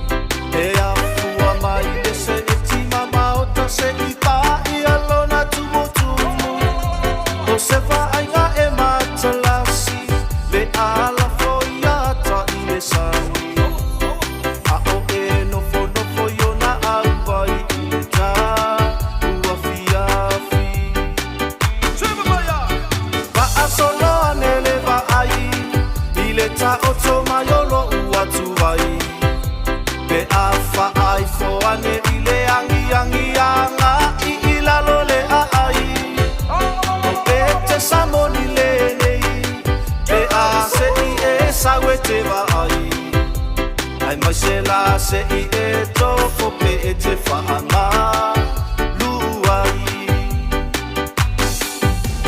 Saudia se I e whaamalu I lo uai O wanga le ingoa pei o na masani mai ai A fio anga o sa o e wha Male a inga sa peseta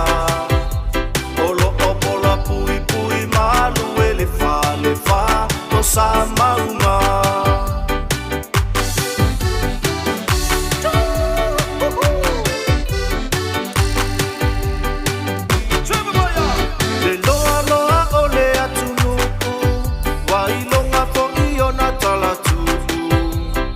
Mea sina ia ole ola e aola va ona tuli tuli au fulu.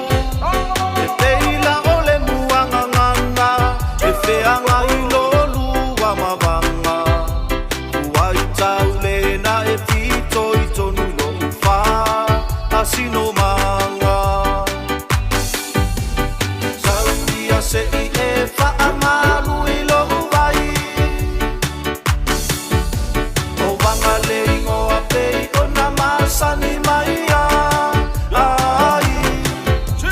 A fio anga o sa o e fa, male a inga sa peseta. Olo o pola pui pui malu e le fa o sa maunga.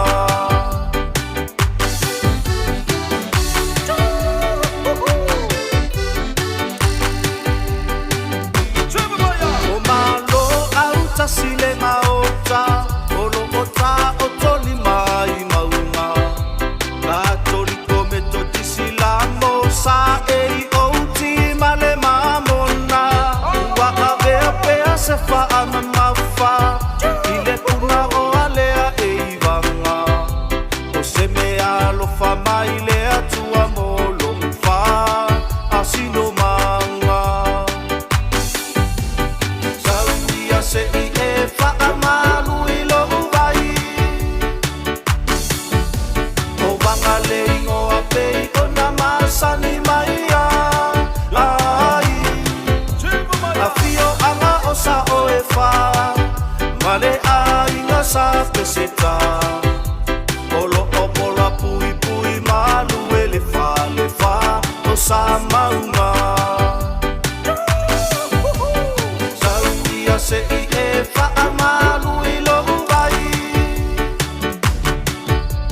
O vanga le ingo a pei o na masani mai ai.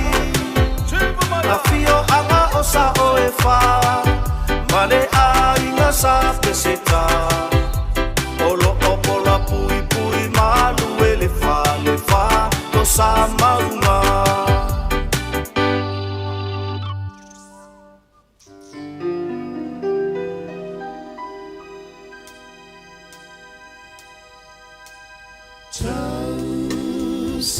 Tausani mai manu, manu e ole vaveao. Ile manongi, manongi o fungala. Sausu e masaili, awasa fai o la umiti.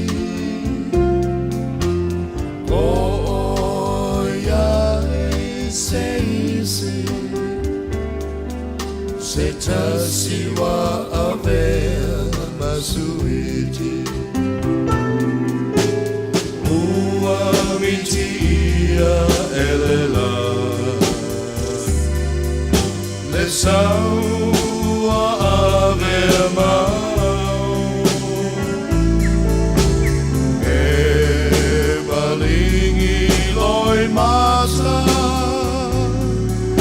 tau lava ina o te padu.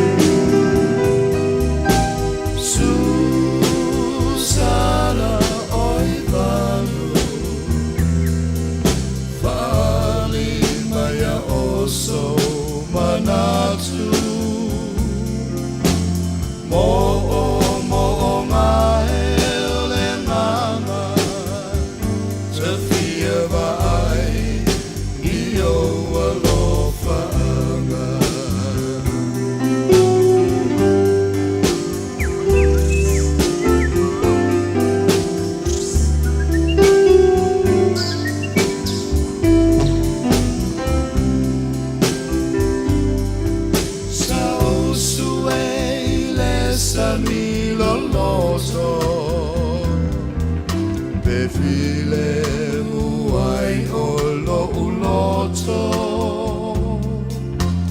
Ai talimai elea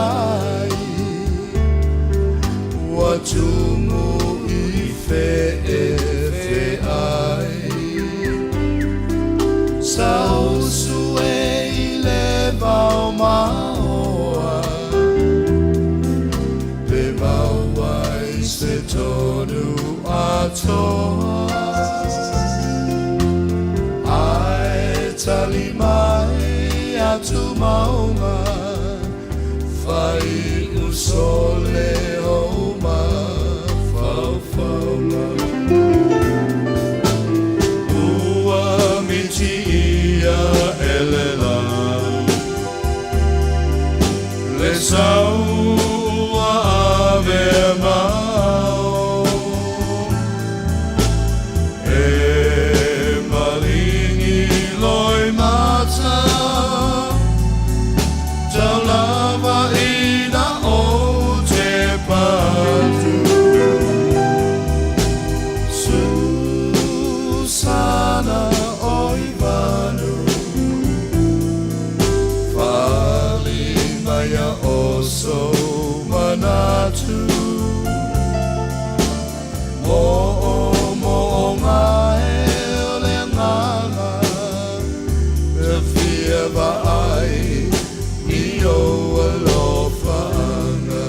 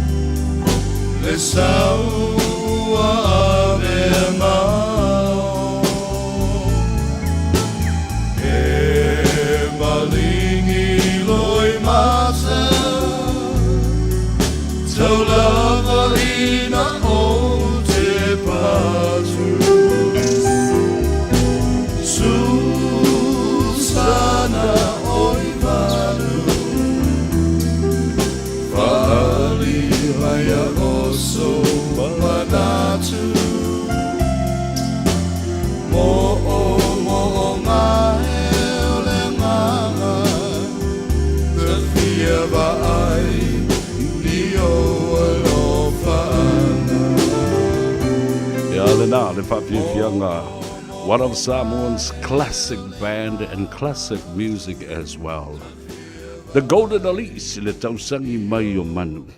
Nā ngai wengo whangofoi mai mawhau au me sāwhai so ia e kausangi mei mangur kai au mo le fiafi.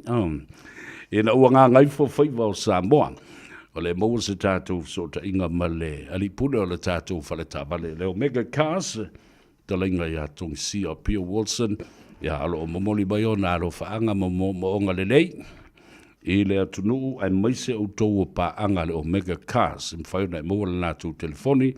Ale li pule i le olua tasi whawhitu ono 5 whatasi. Olua tasi whawhitu ono 5 whatasi. Ale o le nā. Anga i e o le nātou lotoa. Lua salau Cavendish Drive i Dai Papa Toitoe. I Manukau. Ale o le ngā wala au i e. Pai pos, se tuli mai a se upa se evakuai, ka i kālo le nā tuli mai se lau whai ngā ruanga se whawili evakuai oi. A wao services uma me nama o nanga me whai na whai, ma wheutanga i ai. Ia o i le tau o le tawale o le taua. Tu sape te lua tu e luas furu wafe le mea lai pipi i mai lunga le whaamalama. E leo le tau le nā o le tawale, te lua negotiate mo tala noa. Ia ma whai lola ia lea. Ona whaapa ui fo i lalo le tau le tau. Vale whatalo whatu i lunga o le tātou apio fōringa. O le tamaitai o Maalo Wilson, talo wha Maalo. Ia whapena fo i Anafina. Watching you from Killeen, Texas, in the United States. O le whaletua ia leo ngā upu. Ia po le tina fo i le whionga a Fuatino.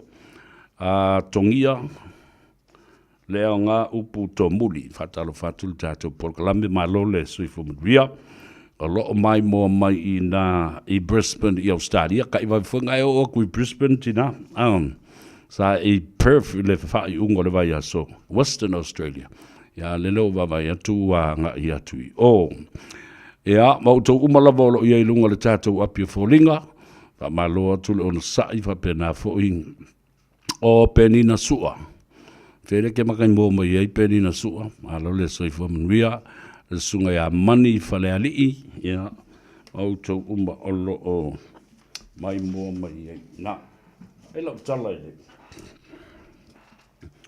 I le tauvanga le sa whaia ana pō. Ma o lea nā mo tā walunga ai, maua ai fo ia i la tau e to alima, pito i lunga, I le tulanga o le tātou tauvanga o pese pesenga whaa o pesenga whaa kerisiano pese lotu ia maso se pese e ta uai Yesu Keriso ma le anganga pa ia ma le tua le tama le tafa tolu o le ainga tua. O le ainga sili la leo le ta ua le no o mai ia I le po na po. Ua manu malo ai ia le tamaitai. Ia ruwana se lau. Ai se whi bubua lau tala. I aso ia e ono o whanga solo ia le tauvanga wai. Fast fulma le ono ia I la tau o tangata pepese o tama mateine ia whapena fo o tupulanga te lavou o whai pese te to lua, te to tolu, te to wha, o whai pese a inga. Mai lava le nawa I aso, peona o whai atu, ele whaate ia au ile tūlanga o le matautia, o le mea lofa le tua I le tāleni o le pese, o tu atu I alumata mawhanau o Samoa.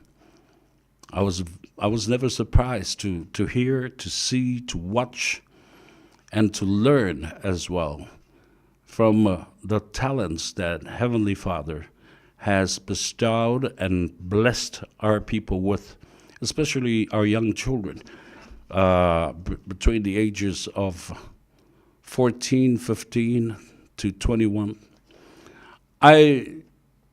Ele maofa fo'i lo tangata I le matautia o tino mātutua o I lātou mātua le tūpāo tane ia tamā mātua I whapena fo'i le tūpāo o tina matamaitai.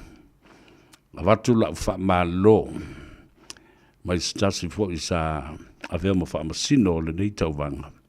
Ia te outou uma o mātua o I lātou sa au fia whaatasi ai, sa whaile sau, tongi le maa avelo le aso. Ele tau mawhai lea ina ia tapue mawhawhai lele le tāleni. I te tono a inga ma tono e kalesia. E mesilova, Pastor Ferretti, lea sa whawhonga I le pōna, pōma te ila saudinga huli le tāwalunga, ilisa I ringa simpini. Ia malwhilitua, mamuri atu le nganga whawhitai.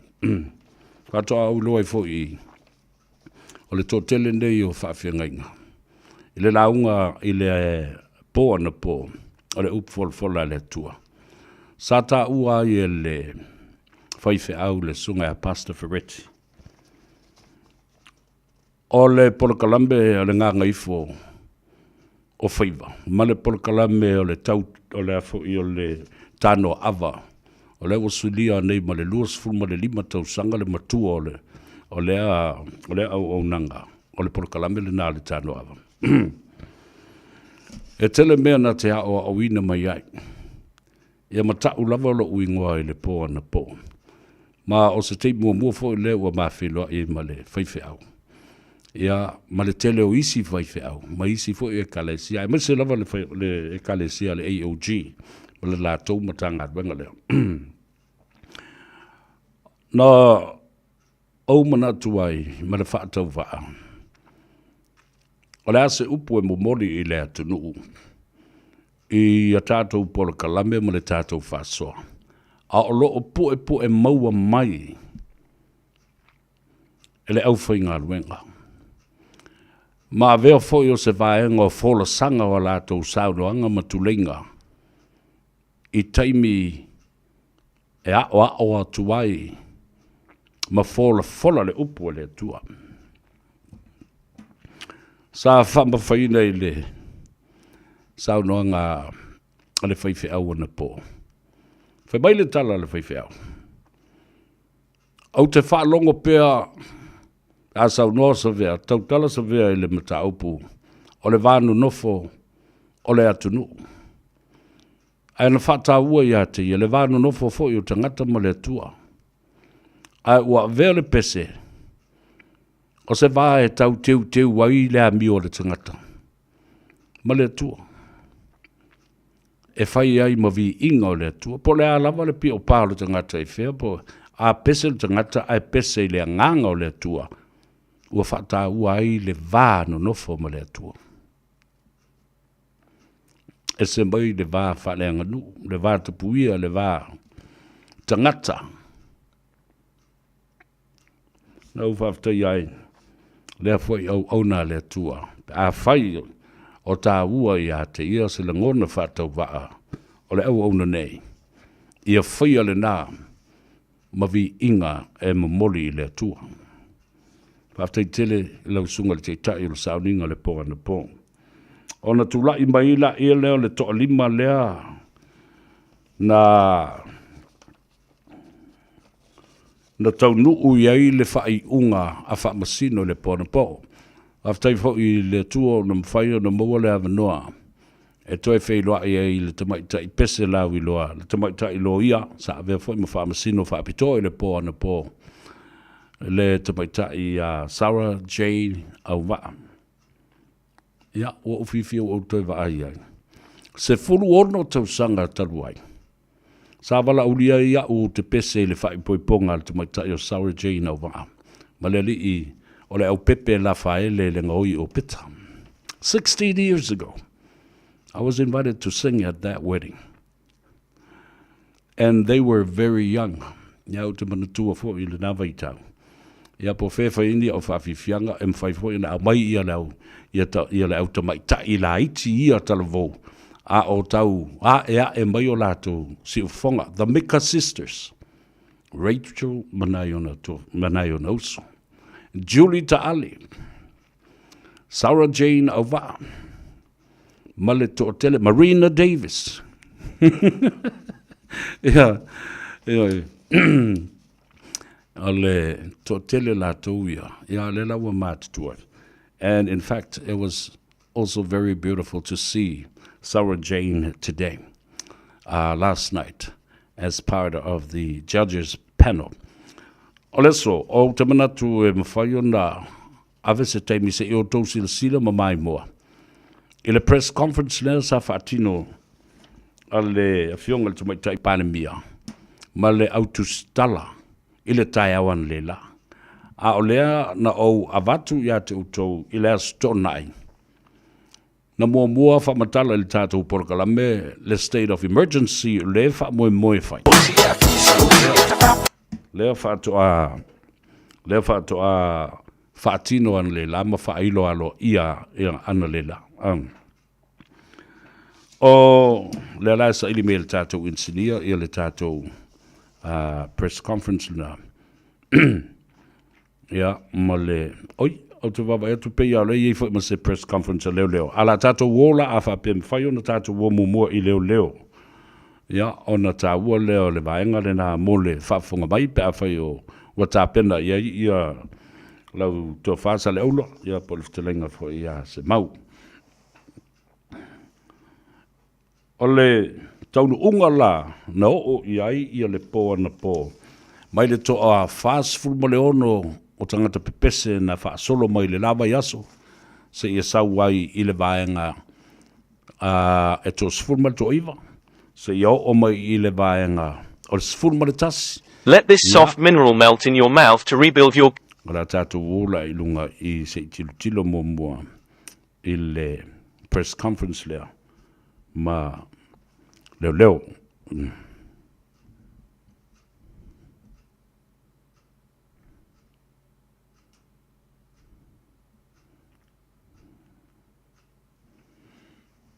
Yeah, ready loa se mau ia o leo stand by fo ia tātou. Ina ia mwhai ona whaafonga ap masilsila atu iei le tunu.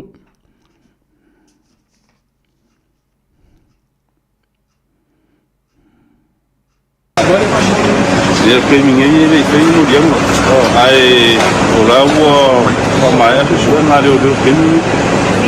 Mai o roa whakari o mo simbing skala e vele. E whai maru whai mai whai mo siaki o mo la hana mangu. So la e whakati mai a le ia kuranga kiria me whai mai. Ai o roa whanga soro la whai e sua ngā reo reo. La whai kau whiera ka wale o riska wale whai mai kei ni o whai sinki ngā inga o le mangong.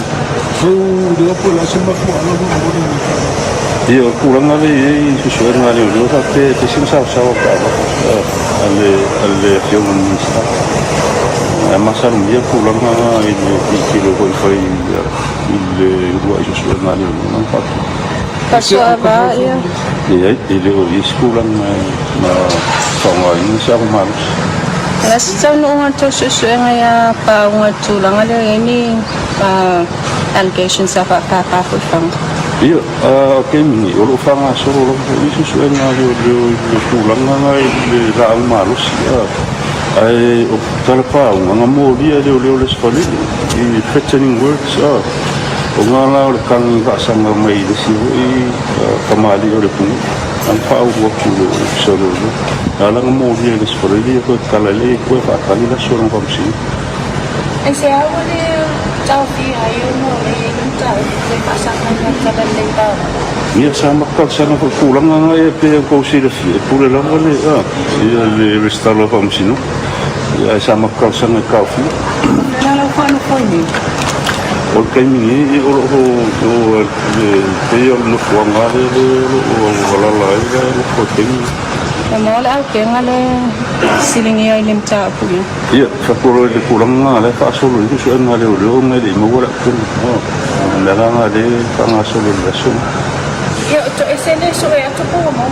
ia i o to ese le imawa fu mo le li ngawa nga iso le warrant of arrest le court i si ko mka upi nga fia mua mai ina mako baba ia ku ko le e fa fiu fam sinu ska ka ho ye de ska ye tu la fu le voi mo me kala o mo mi information menu si sai de va ngal mango mo o ke le di sai king ni si del mango mo so a ko mo ku la nga le fa te ye nga ye winga ye fa di mai tu la fu ya ai e fa ko ngal malo le fu va ko la u mai te va te o va ye si ne o ngai ma con che masalo mia o fermo io non to le ma sempre Eu fiona de levo to moa i ala utiti.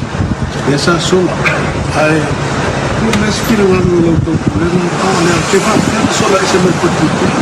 ia o le vona le sa tingi mo fa kamala un kana o io le fingo fa kamala na le fingo no fa tingo mo la ko kiu mai sa fa nga in le utiti le vangole o rehab program so la mi o mo kola fa rehab tanga lu ia kala mo fa fomo se la le io kala me i kan foi biliu ia le amiu ia me se kula nga le mako ia tika ia wa ver kula nga ma wala wa mo wala fa ngora utiti so la mi ku ia don ia nga ru ko e va vai pe tanga lu ia ko fa ma sia kula nga i ko kala me o lo fa ki mo ka ko ese tama Ila ni si wa moria tu so ia ko po tu la ko fa le mo fatu i fata mana le tata.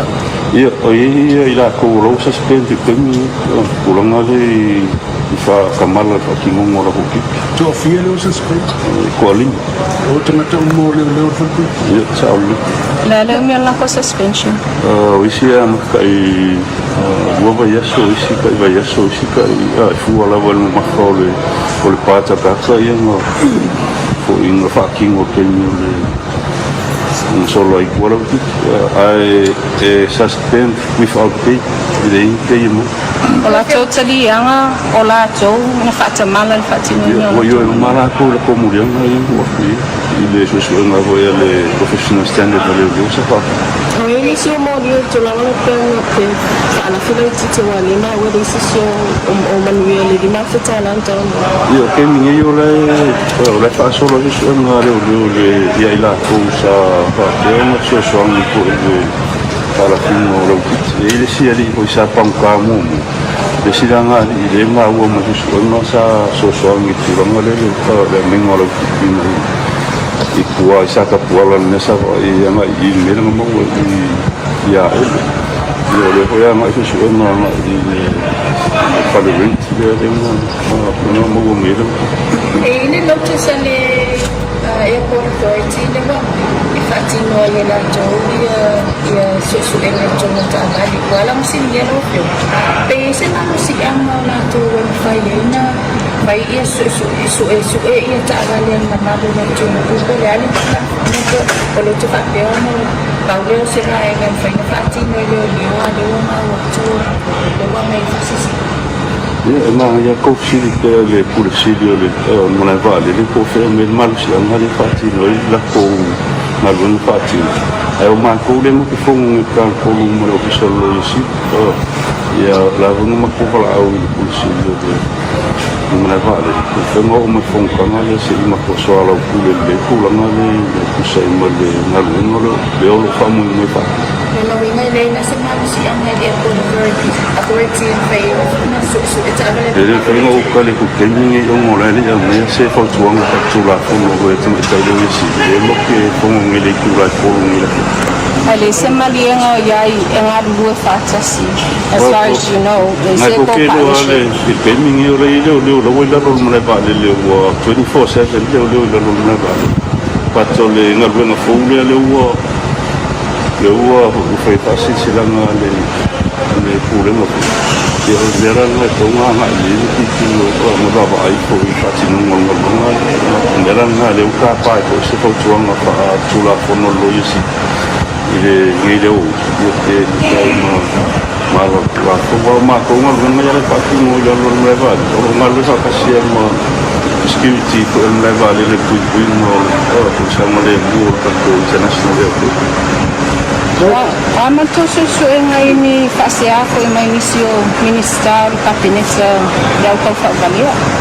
Ia ora e fa ma solo atu suona pe yang fa ko ke mi buanga. Ol fa no ka ya ma ko ma bo ka san. O mai le mo fa ma de skala si va ye fa ma ka ta ni ko vi solo in fa ile ko fa valia. Anga pe o le skala o pe mo uma mau ele eu já tô uma e sim tá olha kurang uma vez a maco calção aí do official recruit foi no que tiro kurang uma vida agora meio a sona kula como e faz no como e sim faz ele escalão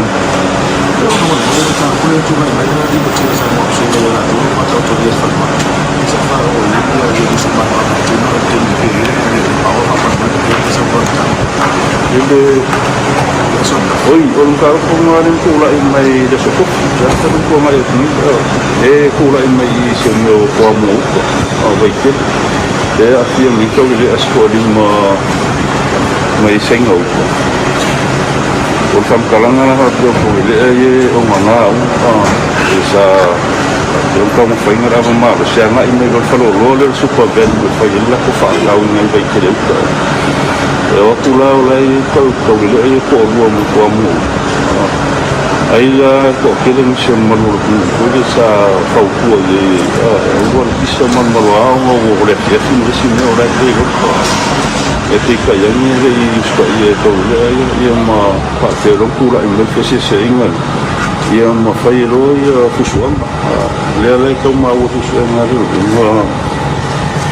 fakta lain ya kedua dan kamu ini yang fakta ini di jauh dia kodi memang sengat dalam akhir fun mai komo la skut koi ke amla yo koru la sofa lai aka fiaris ko keli lola keni ko yo ko ke amit ko Ala e whauaura hi suenga keni le noa kōmua. Ai se ka whaong tanga lenga whamasia lea o ina whananga le whatukula ia lawa ia whakutau o lima karang lawa ia fia ia la amoles. Ia ma kōwhi o ngeira songon muri o lesengi ngora umaros. Lewa rau ki kire ntanga ruenga mawai. Umaro rea songi ere o mai kongi la kōwhi la umaros. Kongo mai leska. Rambo ia umaro. Amaka pa aonga ore amaka ngao mai la umaros. Ima amaka rofela muri anga ia la kōwhi. Wale uska ia kula fu. Kaunga mai kongo mai kula umaros. Ele skala o resi tau sanga la na isu. Tapi lima yang ini beri mesti dicerut sama orang sangat. Orang tempu lah ni. Kira mahu ni tak usul. Saya ceri lah menurutio. Saya dah menurutio. Ya, okay. Terserah pasti. Kalau mulu berbang, ada apa usul lain. Apa? Saya pamangin ngomay mancuan na usin niya oy ilitsang niya na auto. Yo, isa chang isa no may taimin na. Dahil leo la tutsangan luwe. Pamanino may lang ale fight siyo la chun. Mangin wala ko ng faya. Magwa fa ko fila lo review makulo. Alo, niya social media lo sila rin ni. Ali fa pena faya lo sila susuan ba. Aile ole maliw tuwa. Ele maliw tuwa kusa ole kang nera alfa sana ya. Wala nang tulang way kami. Orang kau pun ay wo idumol kamay kayo isi. Pero ang makukong kang ale fa ni ko lo. Ora mau musik kami apsin niya lo isi kurang mo. Tayo kyo ma. Makalang may ini sisi yang nguko mamat. So it's basically misleading the police yang may lang makuho. So tesa. Hello sa kangir palbia. Yes kami. Ay. Alang emang kuo fo ala ka okko lu mo famsi ngale disusu engale le case o sia. Ele yai mase ne ai ko ngasu su enga afia miling ko ni ay ala ko sa nga ya ko mai ne ya. So ola lo fa se sa ola nga lo ngale lu. Ya lo mo fa se mai le ila mai fam kalang se ya le. Nela nga lo fa mo yang ngai. Thank you. Ale trainer.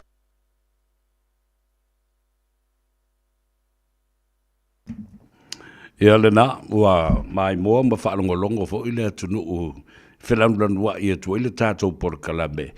Ile whilo inga ale whionga ile komsino leo au pa au longo i tino Filipo.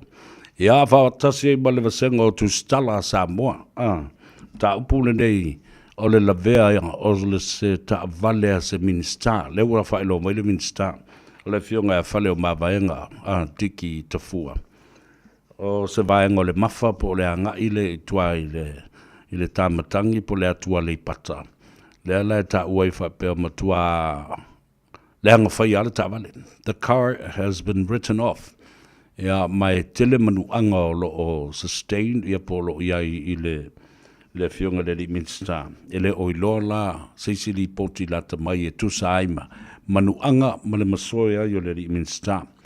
Le voi lau siringia leo ia le matanga duanga leo ma le fionga le komsina pe na afia le ava malos ona e istanga tana fio so i foi lunga o le apia fo linga ma le social media le aso nafi ma fai ni fa mtalanga le fa vaia ma fa pe ai ia tala tustu singa ia fa mai wala vele ta vale ale fionga le minsta ona ua masani ile me ta ole felwa ona tala ia leo ni tala le atou se veo tala ia na bane lunga tangata ile ia me ilo i me fai o tala le fa vaia e na tangata ia mata u vale atu ai mata u leanga a o lo o ta oto i mafutianga ia ma le tulanga o ngase ngase ma le manuanga tatou talo ina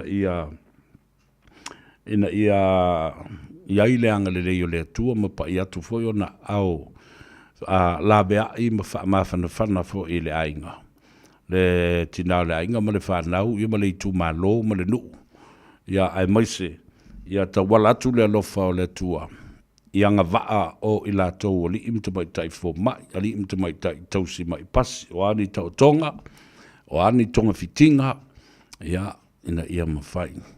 O na whaasauina le soifua le fionga le Limon Star, o se woma mai fo ia tau. Tele tau sanga o mātou ta alo a veo i o se kapiteni i le mātou au tele e vaiala. Ia, plaki. Me le fionga i le li i whaipule ma le fionga fo i le Limon Star. O se tangata e tamali o na winga. Ia, whapena fo i o na lau fufonga fia e tau sa fia. Ia, maus tangata tele ana wō ma i lātou fo i e fia iai, ma sosi iai. Tele fo i lona sao le tālonga la kapi, he ngata le teito fitu. Ia, o se tamata alo, vau malo le manu Samoa. Ia, o se tangata fo i na veo ma whaia onga le teito fitu ma le tātou. To sfuma le to lima. Talo fatasi le tu malo mai tātou uma. Ia whaasauina le soifua, ma le sang, le mu, ma le soifua lau le lei. Malo loina o le fionga le vinsa. Le foi la ua lo tea mai ai I maisi ma tā upu ia. O lo o a fia ai ia le vasenga o le leo. Ai maise foi o pango tā so sola. Ma whaafi tauli o lo o tūlai mai. E le ngata o le ava malos. Ia ai o whapena fo i ona fia ai ma a upenga ma ai ma upenga ma tautia. O naifi ma whana. O le lai ta uai ia nisi e to lima mai nā e le pitanu o le nā o saina. Ia ri tala vau mutau le e to lima o na nā maanga ia tu le whale o loa. Ia ai pingi ai loe kangaka o lungu. Whaongai lo palanga e se tatu i e ma whao o ni manua i ai. Ia i la tau la ia. To lima lena si i le whale mai. A le la su e tangata i o le nuu i la i saina ma waite leuta. Na whaongai ina ia ni neifi po ni anga ese po ni tama i neifi po o le alava. E whaatino e le whalavela lea. Mea le mele le whai nei Samoa. Inu sava vali. Ma fe ngutu au te le matua tio pe a whai o le mea lea. Mea nea leo na whai meo leo ngā matai ma nuu ma fio anga. Wha ma malu ai le sā o le whai ngā lotu ma o si ngā taulanga i le whiawhi. Ai otu nei tangata ma o lātou winga pā a tū whanua whapea ma fe le awala ma u atu whangupia. Ina pā wala nā o mea o ia ngā o ka o maka. Ia, o tele o whai atu e whaalotu tele atu ai ia nisi o le tūpulanga. O tu ai ngā mea nei e tutupu mai. Ia, au ole mele, watu le si aiku siwa I luma o le ku ngā mau o le si aiku, ma le kupo le pisa. Ia, la ngai wholo mā aiku. Iku o le ele ma iku o le whangua. Ia, toi ngā mea la ia o iai. Ia, ngai sa tau whuna vili vave leo. Le fautuanga le nā I tuai ngā mea whapenei. Ia vave o na whafso tai leo. Lai ua tofu umatangata ma le meo le telefoni. E vili ai ia leo. Mari malo le malo. Walpui puinga o le saunga le meu. Ala, ele uma. Ele te uma. E o mange fo I koe me whapea ka koe tespe, koe ingisi o lauri ia. O leo tunga la leo o mai whaalua ai. A le oni whana, ia, pa oni si fo I a upenga matautia. Ia, o le kaua koko maringi, ma le koko masaa e tupu I mea o whalawe lawe whapenei. O le si mata upu lea o taua nei. Ia mana tua fo o le sunga ia tala paunga lena o mea whapanguta. Extradite from Australia. Ina wanga fo kongi kula e pa le urupua. Tongi tuila epa I le ulupua. Ia, ma afo inisi tala sa whai e lela na mai whapangutai. Na mai lola ia lela o te tala I tua on bail no fo I lana loia. A le fo ua toe vava ia tu. Ia, ua toe whaonga. O te le I lo the case, well, whatever the case is and how he was provoked and turned to the use of a gun or a serious weapon, assault weapon. Ele mamlama la upolan mena tupu ele mele na e tatia pe na o mo ele leo. Ia ma ua loka toe tatala i tua. Isi tangata i o lai so sola la vele temi nei, pango tā nei e suafa i ato ese. Ma le pango tā le fatu a mō muli muli atu nei, e suafa i a lau titi. E le ulo nei tangata. E leo le sola wha anua e leo lau titi po le wha atonu o tele teimi e solai. Ia. O lea la, wa mānei ua vasili lau tūstala. Pewa pe e sola stangata mai le whanapui pui tanu malala po le teimi fo ua vea ia tafa ingata ma fo ima toese. E ta taua, there are heads that need to be rolled. E iai ia hatingi po e ta tau da ta avavale i le belea, watu le whaafunga mai e lea tunu. Nale winga le upule na, whaasala pe whai iai ia sa lapata inga pe tuli foi. Leo i o le whanpui pui. Po leo i o ngau tai tanu malana. Wai tele lea fianga, maisi mafuanga. A ua whai kengi leo o masangi iai ala wititi la tau mai pangutai masani so sola so oitua. Paua leo le me whai ila wali ia. Tongi tonu al pasi mafo lele kele iloa e o al tu va peu lima whamai i spankala kele iloa kunga lima. Kongi ai kongo i ngā, ia ngā ka kia i ala i lea Maurisia. Toru se furu aso. E matautia, ia le tele o vaengolo a fia i le tula whano. Ia, le whapapala e tala paungo sa upenga e atangi eilo na whaafewheina ia po le whaia fo ni tala. Ni upu e le lafo e lo ai le tau whaafefe i le whaonga ino se a upenga. Ia le fo ua. O iai ia le mai e o le tula whono. Ma lokalo bo fiu e fia whaile payroll application e fia. Sawi tua. Awa tu later. Ya, nisi o musika e whaaro file mue o e lungo le ala tele, whai malie lo sa, whai wa nga ia tu le fale, ia ai le ngata i lea, o i lato o lea o ta pena mai, mole sifi po.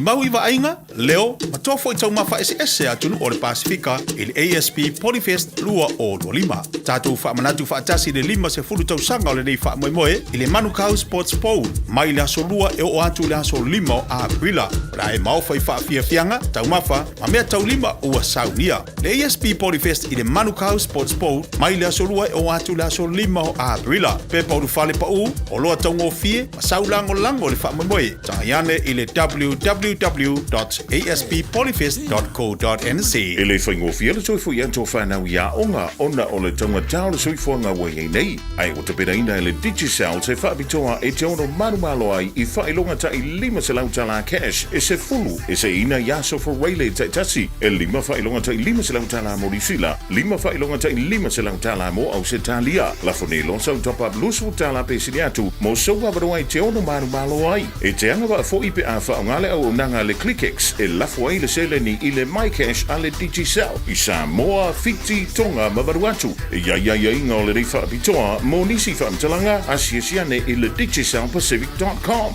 Sekia Digicel. Beta Drive Doctors I le taulanga whaatau I mangele whaapea manrua mo le vainga o so ngase pe amana o mia e whaatino e fo I matuipui o le whana witi o tuipui le COVID fluiva mo I lātou e sfuluan tausanga malunga atu whaapea matuipui o le flu Pala au telefoni, 255-25 mo so wanoe whaatino ai nei au nanga. O fisa whama I mangele I taftafane o le McDonald. A manrewa I taftafane o le Whaletusi po le Public Library. Peter Drive Doctors Clinics. Ua mawhai o na awada tula polo kalame le leimo o ia so taitasi o na o le langolango malosi le whale maliu a se alo le atunuu o ese tatupu Funeral Directors I Manukau City. O le ese tatupu Funeral Directors o se whale maliu Samoa o le tali foilea o taimi whengata o na o le malanga al maliu maleoti e mawhai foi o na latu awina atu ma awina mai tino maliu o e pele mai so o se atu nuo lanolangi mala au no le ese tatupu Funeral Directors I le lua toru fitu o pea fiu ane ele se fulu malebalu Norman Spencer Drive in Manukau City.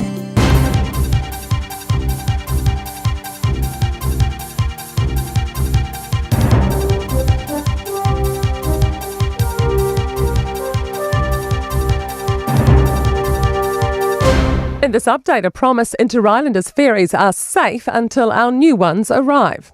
The government's announced specifications for 2 ships, rail-enabled and larger than the current pair, for rollout by Christmas 2029. Picton's port infrastructure will be replaced, but money saved by modifications and refurbishment in Wellington. Previous plans were canned in 2023 after cost blowouts. Minister for Rail, Winston Peters, told Ryan Bridge Kiwi Rail's given him an overview of the existing ships. And they are very confident that these present utilities are going to be capable of going well past 2029. Small businesses will have less health and safety obligations under new reforms. Workplace Relations and Safety Minister Brooke Van Veldens revealed her first changes to the Health and Safety at Work Act. She says small businesses will only need to manage risks relating to death or serious injury to reduce compliance costs. Business NZ Chief Executive Catherine Rich told Ryan Bridge it will bring a sigh of relief from small businesses able to just focus on their success. Safety is still paramount, but what we're seeing here is a clarification of what the responsibilities are. 3 dogs involved in a deadly attack on a 4-year-old boy in the Bay of Plenty have been euthanised. 2 people were bitten in Katikati, the second left with moderate injuries. The owner had given custody of the dogs to the council. Big overseas supermarkets appear to struggle to find space to set up shop in New Zealand.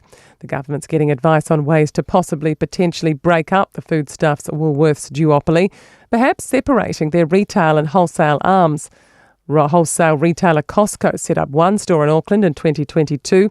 Former Managing Director Patrick Noan says there was talk of opening more, but real estate is an issue. Just not a lot of retail space available to be purchased or rent. So I think that's a huge barrier. And that's news. To sport, and New Zealand Rugby believe a decision on the future of a main stadium in Auckland is still some way off. The city's council last week voted to endorse a redeveloped Eden Park rather than build a new waterfront venue.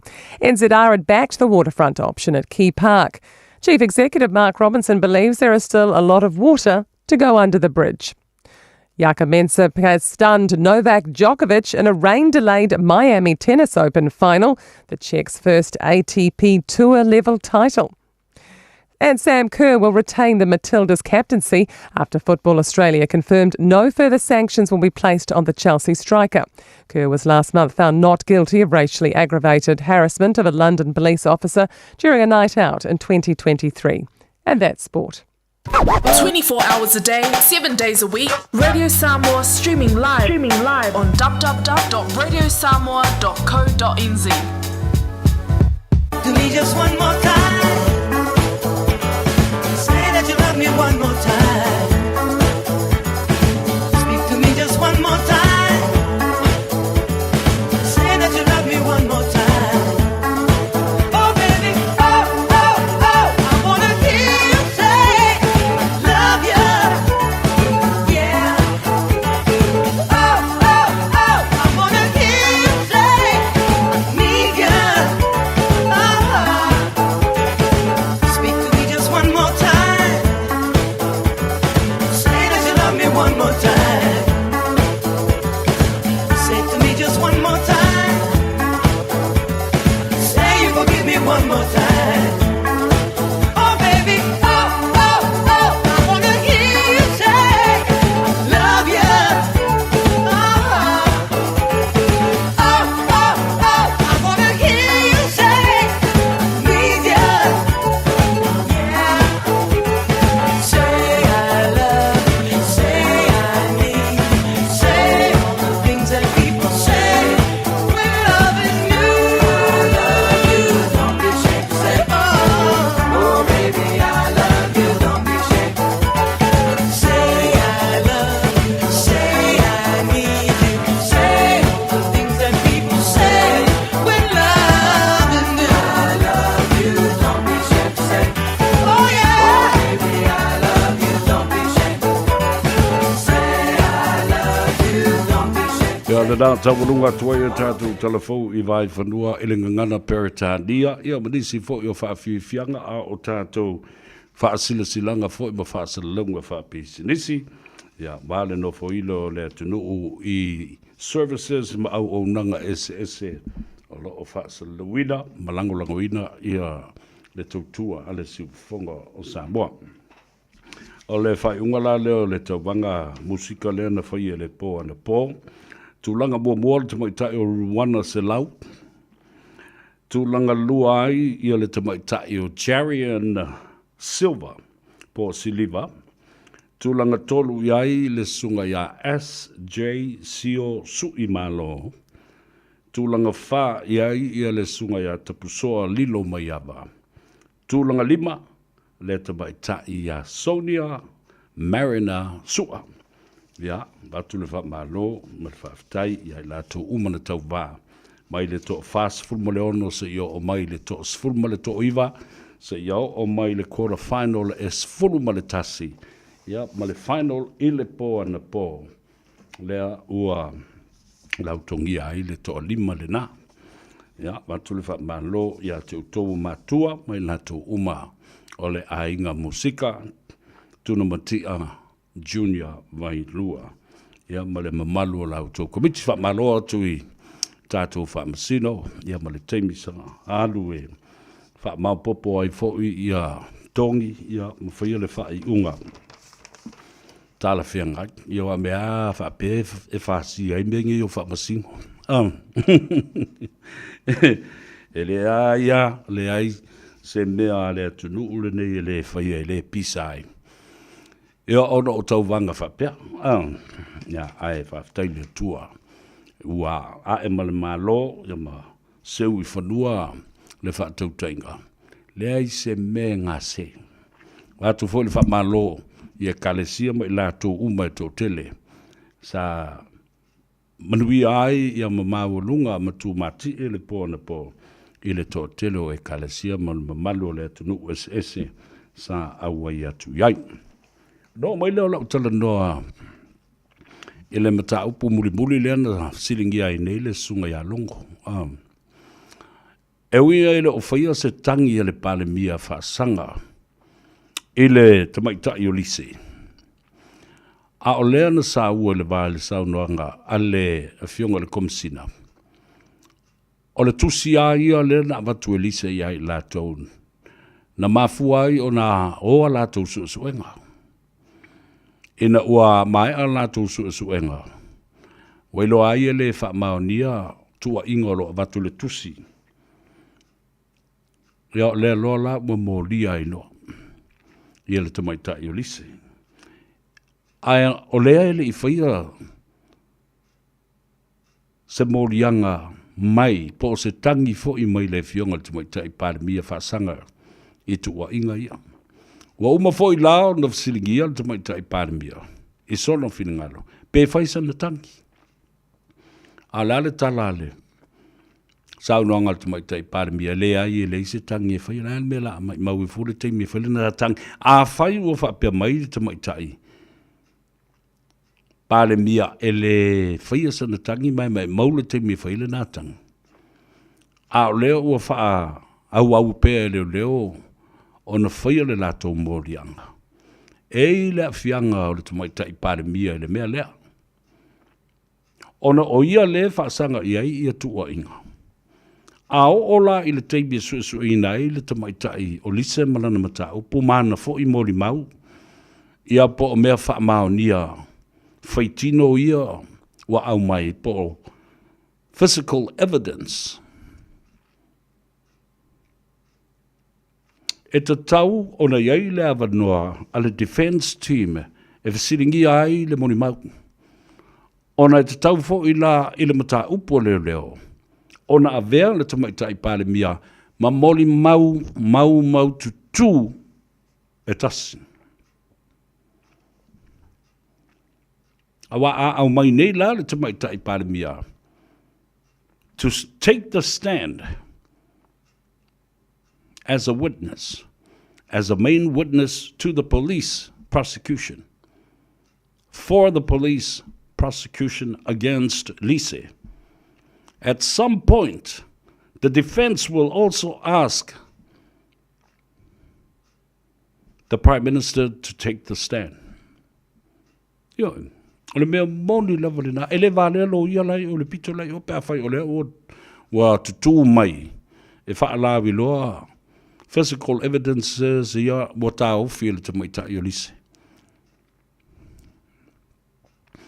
Awa ole ua mōlia nei, i su enga lava la tō ia leo, e le wha maonia. Whaila lo ma le moli mau, oi whaila lo ma le moli anga leo whaasanga ia lise. A oai le whaasanga ia le tua inga, o le tamaitai pāremia, o lona winga. E ai le taimi, o le afsiringi ai e lo ia. A le tū te te, au mai le fionga le tamaitai pāremia, e tū e tali. I le taimi o le cross-examination, ma tu i whesidi e lo ia o le defense team. Mea le nā e mama ai tuai. Te le lava le onga le mata upu lea. Te le a fianga o le mata upu lea. Nā ua whaongai nā i le te maitai o lise le vai ngalona lua o le whaavai o ai a te tau o le atunu o matanga te teito o tas. O lo ta oto le whaavai. E ngu ai nā te le tali atu. Lua, e le whaia sana whaamatalanga. Tolu. Nā te le tu i nā tu foi. Ma moli mau whai tino whaamaonia le uio na lima. Ioi, o le mea lana e o iai. Ia la tātou nofo ma whatali tāli walanga leo, wa mai lava ilu mai e le komisina. E pepelo lise, e se lise, moli mau pepelo, tua inga se, ai o mea umanei, i lo utali tununga. Sa te tau lava o na tau fiofi mamau i ai, le fionga le komisina, malana matanga alwenga, me na whaia suenga le nei. These are criminal investigations, and they should have been withheld rather than publicly bringing out to the public. Ia le na. Le lau ana whaamuta whaafu se i elo ina le talanoanga. Ia ma uma elo ina ma le talanoanga. Ma le whaatalanoa ina o le fionga le. E le alikomsina. La tātou nufonufu laba mata mtilutilo iai. O a tau lumanga. Ai toi fo i mai la mata upu i le tala i le mata upu le o le SOE. The State of Emergency. Na lo tea matala no i na ele kapeneta ele vai aso o tea. A ele i whaia te whaasilsilanga alo ia. Ai na mua tātou a wātua i le tai au le astona. Le mata upu lea. Ua iai Samoa i lalo se tūlanga pangatia. Ma ua whaapupole i na ai e te tau na sa ili la vea i wha nati. E fo ia ai le whaafitauli ma le malapangale. O ta ua a pele le tise o le malapangale mea awa e wha lango mea uma i le ele tise. Lea whai o na o vātua i le astonai. O la lava i tangata ia mafioti Samoa. I wha lave o ngase, o whao o ngā lima, ma isi mau mea, o ti wha le natura. Pēla ia lea ma le whale e tu uai maliu. La le bela o ia. E lea o se mea le lei. O lono winga, na pau le me whai. O le maliu lo le tangata, ma ave lo e whale lau asi, ma teu, ma whailo na pēu wha ma vai, ma lango mau. Awa a umina tu. Yo le mea na o iai. E le no foia. E le ma whai o na whaatalitali atu i tangata o a inga, wōma e masani, paolo bangafa, e tangi mai ala, e fia o atu e mōri mau, mai iai i toi sauninga ma pēo wha ma vai. Saunoanga le tamaitai i pāre mia. Se vāenga o le state of emergency lea. Wa watua i afi ia whaananati atu mai fiti na ona temporarily use or hire. Ona winga na ona whaonga mo sina vai teimi se i tautu umalu ai le mawhatianga o lo i ai le pōngi sao le atanu upea o i na pēle le tise. Lua, o lea ua au mai i afi ua umana whaatau motu lava. O afi e na mai fiti, na ona haia mō sina vai teimi, le tu mau. Ai a whaila e tasi tesi ma leono miliona i le afi e tasi, po o afi uma i e lima. E te tongi i leono masi, no winga a whai e tasi le afi e tasi le miliona. A le alme la le whakau loa. O le toi au mai e le nā, po le kalame o se rental, po se lease, po o se hire, po le alava. Alu mai e tupe le atunu. A i se reserve ma le treasury, ia whapena fo i matupe whaanganga. A le malusi anga whaale le tise. Le umano fo atu. Ave i le wha mua a le malo, le kapeneta. O iei nisi tupe o tutoe. A mai e ave i. All the resources, the money, the qualifications, the know-how, the knowledge, the intelligence, le anga waa ma le ata mai ma le to mai o aluma tama whanau o Samoa, i le mea tau ele tise, ave uma i whaato tonga le mea lea. Le matanga alwenga lea. O le tali le nā le mea lea. E whiu feo so whai solo. Le mawhau ma se awala e tali ai i le whawhita au le nā o le pau le nā o le tali le o watu. E tipi e se ai ma tafi e sea le tutuafi. Tafi e sea le tustusi lima. Ma tautu ua I solo le leanga o le matanga luanga. O le mea moni leo te lo nei. Na lata mai le forecast po le vaai lata mai e lei vaai mamao o le matanga luanga. To build up the reserve for megabytes or megawatts or whatever. Mo le lumanai. E si sila e, na le 5% na whaopopo, toe whaopopo le 10%, ia toe whai atu ua o le 10 ma le 12%. Le mawalunga ua oso iai le mana onga o tangata ma le lato whao ngā ino le tise. Where's plan B? Whai le plan B?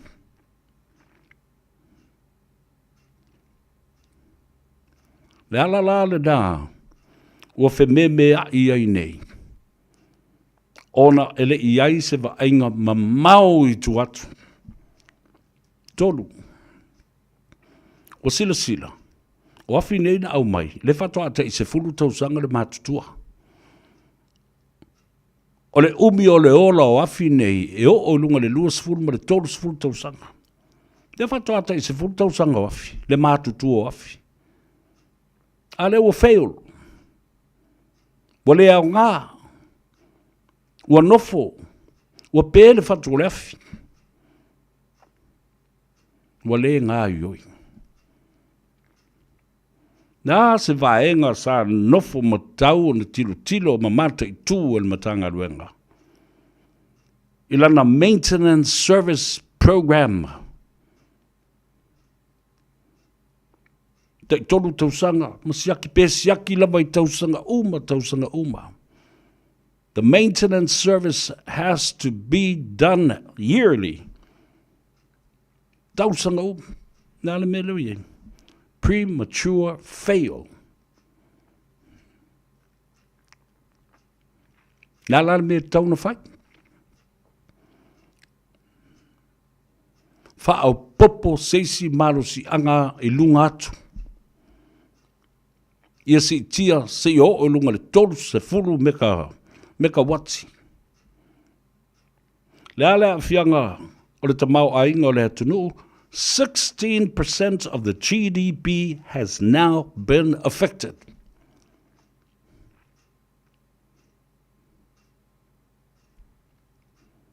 O le tali le nao mea. Maintenance, service, mechanical problems. Feo iai tātou insiniata mamai ma le popoto. Wale lava tama whanau o Samoa, and the lack of resources, the lack of the intelligence to fix these problems. Remele now.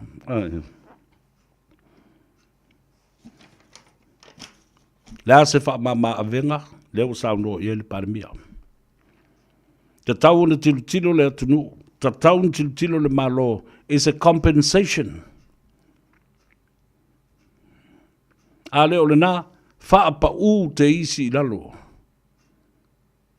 Le tau o ti ute, o masini a tangata, leo le a avatu I fafo, ma lato me totino. Nān me wala le si tio le, whaanga ino le eltise, mana mio le eltise. Leanga ua, si tia fo I le tamau a ingo le tunu. Tele ainga sa le ni pusa isa. Wane, la lua mūr mauri mua ola tue mal pusa isa. Tele ainga sa whaitanga mea I fafo le paipa. Peo I ngā teile vaitafe. Lan me lau iei, wa tele masini tā mea. Alu le wila. E o al masini fai toast, mo lele I le wila. O le teapoti, o le kofe, teapot, a jug. Now, every family has one.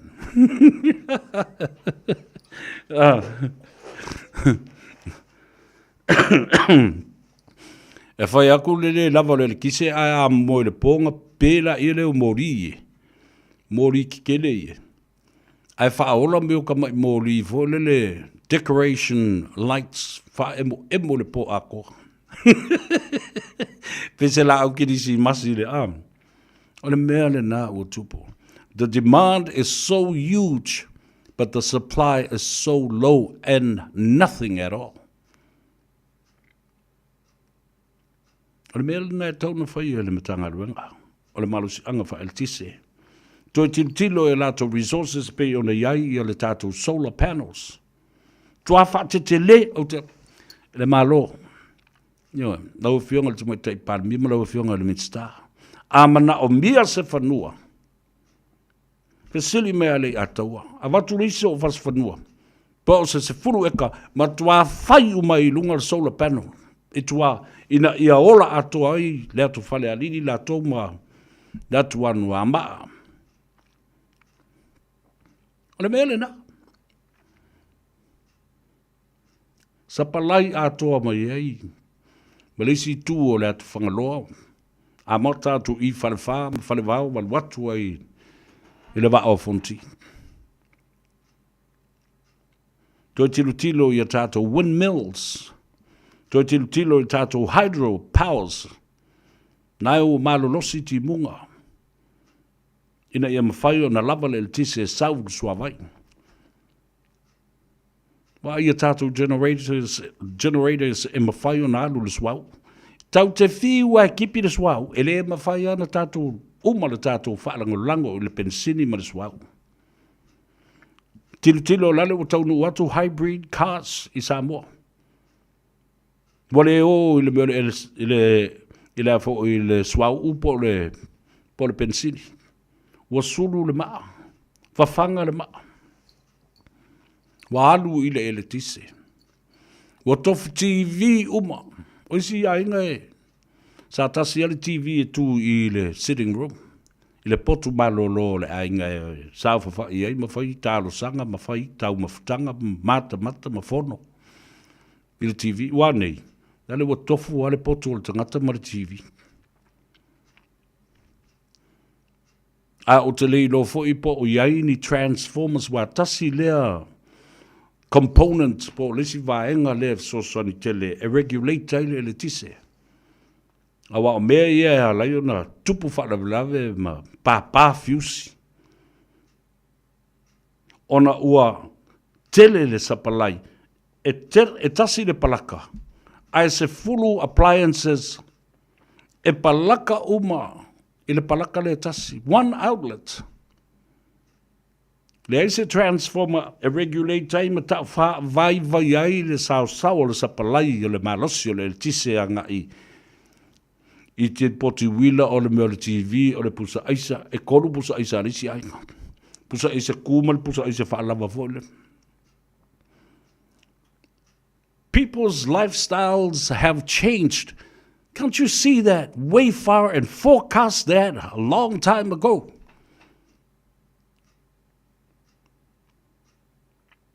Ia ta sulu fo I mea ta alo ta maiti lātou ie. Mata ia lātou gadgets, ma lātou laptops, ma lātou telefon, ta sulu telefon, e wha aola whakasi kere fongi kanka e whawhanga ke mea kasi. There is so many ways to deal with this. The government and the EPC should have had a reserve.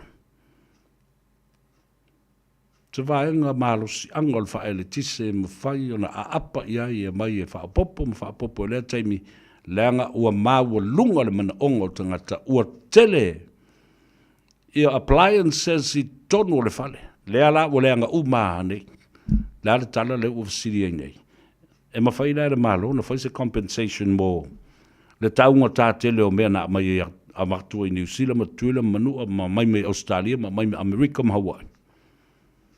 E le se tupe. E ala la le nā, e ala ngāta tau ai. Le whaapa u, a leo le nā, aua le titongia se tiute o mea uma ia watu e ainga, e whai ia lātou, o lātou ainga, mā tina ai o lātou ainga. Po ni pusa aisa, po ni masini, po ni a lātou lava afi. Personal generator. O ni to tongia. Ka malolo mo fa pa ulu tiute. O ya la le kong ya la va via la nga au ia coupe revenue e va so so ni le package. A tasi le nā mea ua. A tilo ia ile atunu. O tupe maua mai I tiute ia tariffs and taxes pe atau nu atu le ta'vale. E wha'i o le tau o le ta'vale na avantu ai I nei. A o le tau fo I ave ai I tua.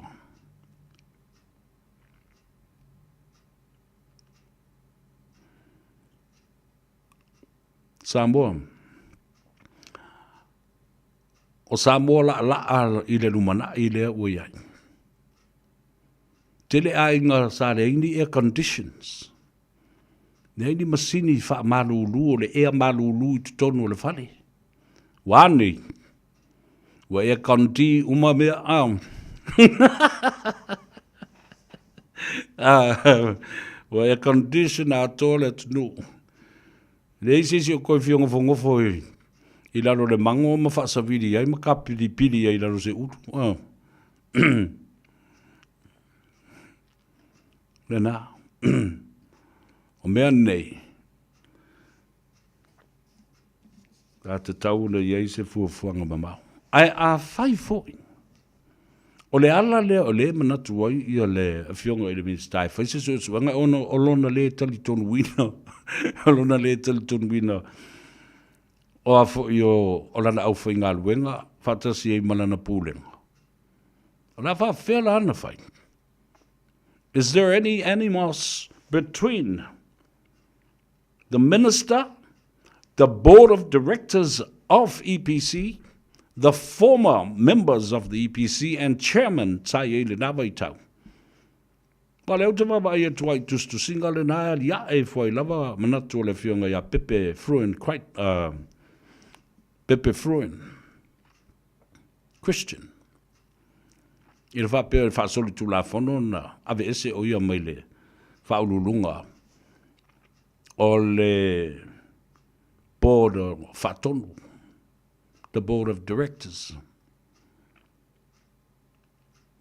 A whaila o ia ini le ngona whapea na o lo whate na iai. A o lo malosi pea le pūlenga, ma le talitonunga o le au whainga luenga ma le pūlenga ia Pepe. Ia sa te whono mua. O iai ni Faiva o fiti ai li lilo I o lo whaaleanga ai e se insinia se masini po se ngā ioinga ua whaatino ina ia whaaleanga deliberately dismantle the whole system of electricity around the country. Is there any? O isis? Isis yo le. Awa le mwhai, pēr no whatu le mwhai wha pēr to le administration. E le pūlenga I le. Matanga ta whai ngā luenga le ofisa. I le eltise. Nanga ele se la tō mel nai whai. Nā tū te le ta ia ni waia mani me wha pēr ngā I le lo le. Ele ma ave ilungo pō. Na ole au insinia, the physical, mechanic, people, engineers that deal with the physical groundwork. Na oki sisi le me. O oki kulisi wa ya oki disi wa. Pa toi foi.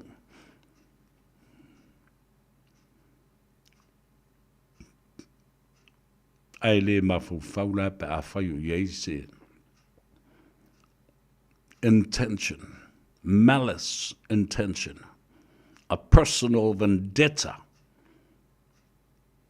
against somebody or the minister.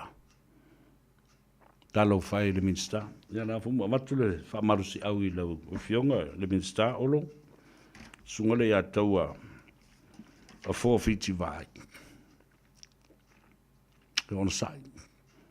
Ai whaalongolongo mai I la utu o lalo lea wa batu, whaale uso. Tātia ese ia nisi mea, le wā whaawhainga ruenga, ai tanga I lea tunu. Alu uma resources whaatotonga le mea lea, tātia lau suasuenga, tātia foi, e alu le taimi, e alwatu e matupe. Ai wheo I pōngi sāi lava lea tunu I lea o ma le pō. Le ola I le au le tise le ola fo le po. O le winga la state of emergency le wei nei. Ia mari lia Samoa. A ta o toa le tei me pe e lo utou tu malo. Ua pe. Io. Whaalongolongo le lei ange le TV ia ma le lei tio. O le a longo o tuai. Ta pena le lei. O le a pe le tu malo le o paima la fai le teimi le teimi. O state of emergency foi. Ua tu inatu o se tula fono. Le la fai le tula fono le palmene. Talo sia la ia pasia le tula fono le na le palmene. I se teimi la tamai. A wai te tau o na pasia se tula fono. E wha atonu fo lau wai ia le mata upu le a state of emergency. Olo, no fionga na minsta. Ai ai ane tangata ata mamai fiti o iai e te masani ai. Wha tino ina o le wha le leia. O le system atoa o le Letisia Samoa. Avatu. A whai o iai le tātou whenga wha le wo i nei New Zealand e mau atua ina tangata ata mamai o lea mea. Avatu. Avatu foi bin tangata mai Australia o tātou paanga. These are our partners. Trading partners, treaty partners. We can ask and they will never hesitate to render assistance. Yo, o lau, o lau tu o lalo le na. E whailo le mtanga luenga, mamulmurita il mele o te whatuai. Manuia, matoe ola vave le tise. O le tala sao, le tala le nale o te vatuai nei. Focus on the resources for EPC. Whether it's money, whether it's intelligence, whether it's services, whether it's machines, whether it's the technology, whether it's tools and equipments, manpower, whaato tonga uma. Ngā lulu e whaatasi. Wa vele so i lea, ma mea o lea tau fia e fwoi matangata o le au pala au vale, ma le au whai upsa, ma le au tau i maa. Nanga le whaingo fia le ngā ruenga o lo whaatino e nai alo matama whanau o le tunu. Le au whaatasi ma le po, this is dangerous work. You're talking about playing with fire and electricity. It will kill you instantly, just like that, and fry your brains. E re se tana leo te watu. Tasile nā tā ua tele o le e o le SOE. Ina ia fifi le mo ile tunu SOE le pala lau vale ma tau ai ma ai rungo le. Ile au whai ngā luenga ma. O le ua watu malama lama. Ina ia fi le muai. Ia ma ono sai ai. Ma whaatali tali ai. Ma lava papale pea. Po le a lava le umi. It shouldn't take that long. Yo. Talo fai. Ile mea uo ile tunu. Awane ngalo. A wha mai ele whionga le vitstaa malana. Sa ilinga malo. E so swani atu. Uno no wingo le lava I nei le whionga le vitstaa. Ai a o to toma solo. Ma nga I ofisa o isi minsta ma matanga luenga. O ele tise I nei ma Australia ma isi atunu. Ina ia su e atuni tangata ata mamai. Ele whapea ua whatau nga vale. Ele to mai ma nga vaa o alo matama whanau o le atunu. Lea la o fisiringi ai fo I nei.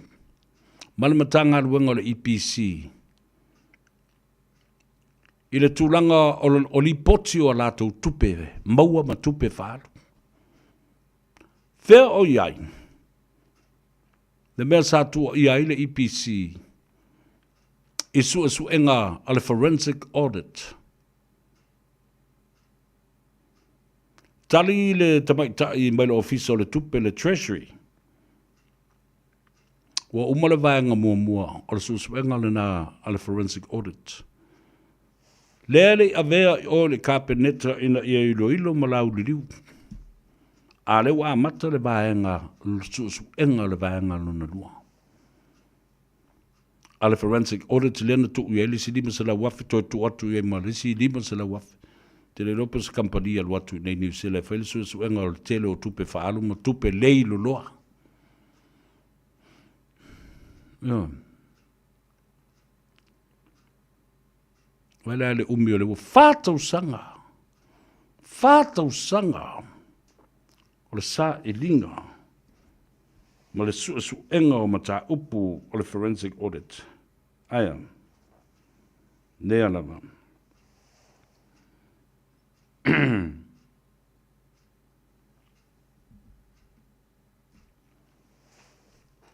Awa isi batanga lua. Dena sau le lisi o le forensic audit. Le te mea ia, nana. O le si vaenga o lo ta ue leo le latou. Ina latou morianga whasanga ia lise. A o whaia le susuenga leo. O lo iele maa salonga o tusi alta mai ta lise malana mata upu.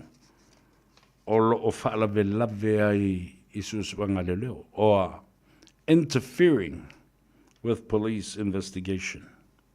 Pia tai whapenale de la ngona o le winga o le mata upu le au mai le komsino o leo. Ia, o le whamaile atua vai lo tusa sa tātou manuia. Au ne ngalo ia te oi. Ai mai, sama o le vai. Le vai e le ola. Kai kusa le alma le sama o lo off, o lo alo, ale. Le ale te lo me fai, ale moro manusi matua le au ngā atoa. Le moro fifia, le moro aka. Le moro fi le moro mafau. Ngā o mea ki ngā ma mea ngau me. Ai sau voi le ola, a ngā i a te oe. Toto maualunga. Toi whata vale a toa. Le toto i ala toto o le tino a toa. Your whole blood system. Sosoni ngā ruenga le fatu. Ngā ruenga o le mama. Whapena fo i ona fa sosoni tele. I le toi wha le leia o totonga nei. Damaged liver and kidneys. Wale anga i totonga na ta ua tele. Crucial, vital organs for filtering toxins from your body.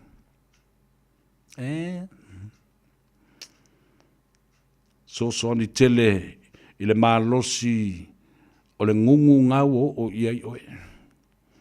Ma le kukupa le nā o i au tuli. O tuli lima, o tapu lima. O tuli vai, o sui lapa lapa, o tapu vai mata mai vai. Mo lima ua fula, a ua patua. Kamalea. O lua tasi, lua iwa whawhi tuiwa lua fitu, wala usa vea.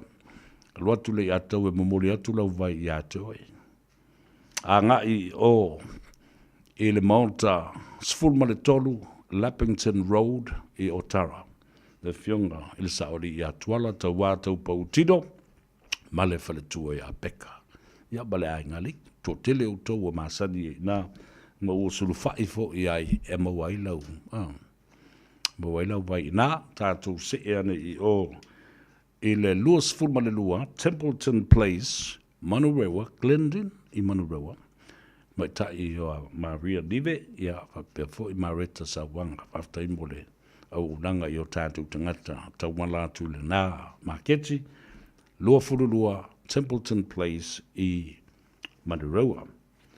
Se e mai i tutonu o le tātou taulanga whatau o ngā tutonunga le mu o le Mangere Town Centre. Lo iai nā ia le whanau le Tasi Market, ia lo iai ia le sunga, ia whaula tane Peter Silva. Ia whapea whal sunga le whawhingainga, the Ambassador for Children of Samoa, Reverend Larry Tupai Lavea. Le ampasa lena. Whauina.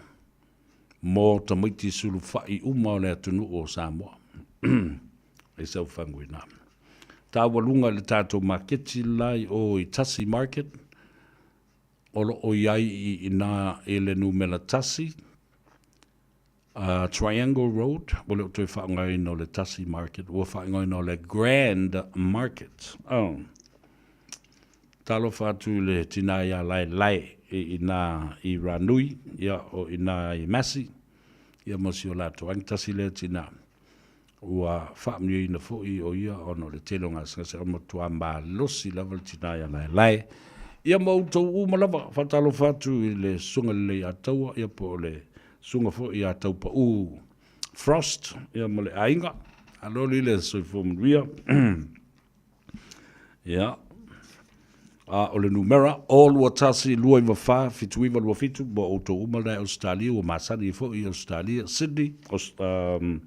Brisbane o Melbourne, ia, whapea fōi I la tau o lo I Perth.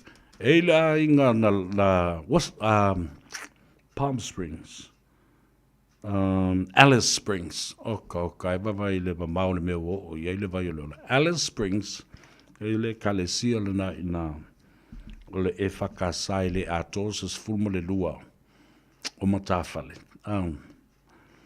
Ia ai wala au moi lava le lātou vai. Manu watu a iai, ia le pusa. Papena fo ia I lātou Alaska, Los Angeles, Salt Lake City, Utah, o Seattle, Tacoma, Washington, le fionga le tama. Leota, Peter Strickland, au whalo fionga tavui, ia ma le whaletua fo ia sa malai o loloa so le whese tala, ia a le meta ua le taunu ua tu le vai. Ia ma maua ai ia le malosi o le tātou watu. Manuia tele le ia fiafi, tamam tina matua, malau tau tāpo inga, lunga le ala tele lo ta'aloloa I fo I le atunu, ina ua mānawa ngā ruenga ma ngā Gagaifo Faiva o Samoa. Ia whatasi ai ma le amatali o ngā ruenga istu ngata le au e whatino, ia le a. Sifi pō a ea, ia, mālo tamaiti, ia ngā ia tu le a onga. Le ne yaso ngā le aia o le nansu ia ma kau whekuri solo ma ka kui solo isi ka miki. Le ei ma se mea ngā oa uinga le nge yaso. Kua full of nothing a ea.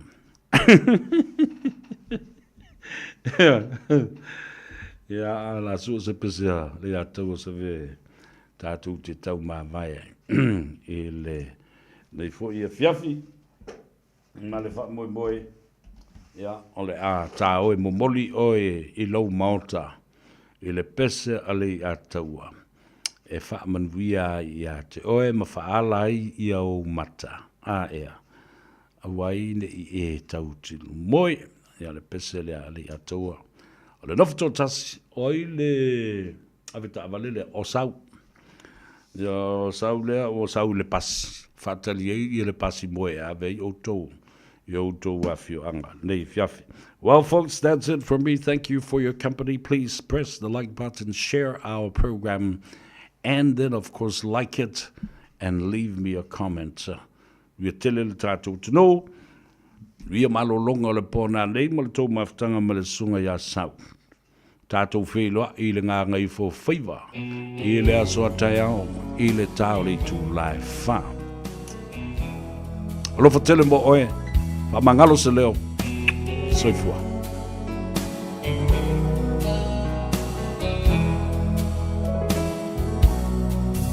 O uno foto atasi ma fau ngai wa sau tua lasi le alo fai mo oe wa pei o se mai awele lai se iangi mai si o le o ta fia falongo iai la upele ea po o fea o e iai lalo langi pua o amale manunu wa Wasola le lava sulu sulu Unai o folingai Wa mawatu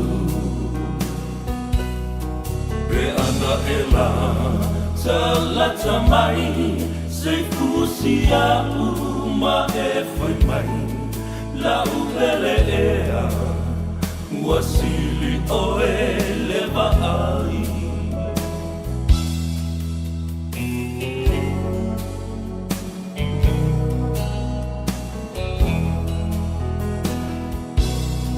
E moni ai o Solomona o vai e te lele tineia le lofa e sole sami ma le au e fe tafe ai le timu ngai se ito mai wa o ngala lai le fia inu vai fai mai e so tana po o a upele ai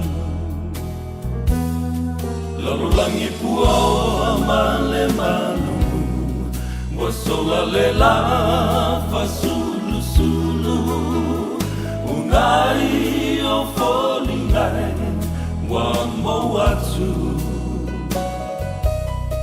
Be ana ela Talata mai Se fusia uma e fai mai La upele ea Wasili o eleva ai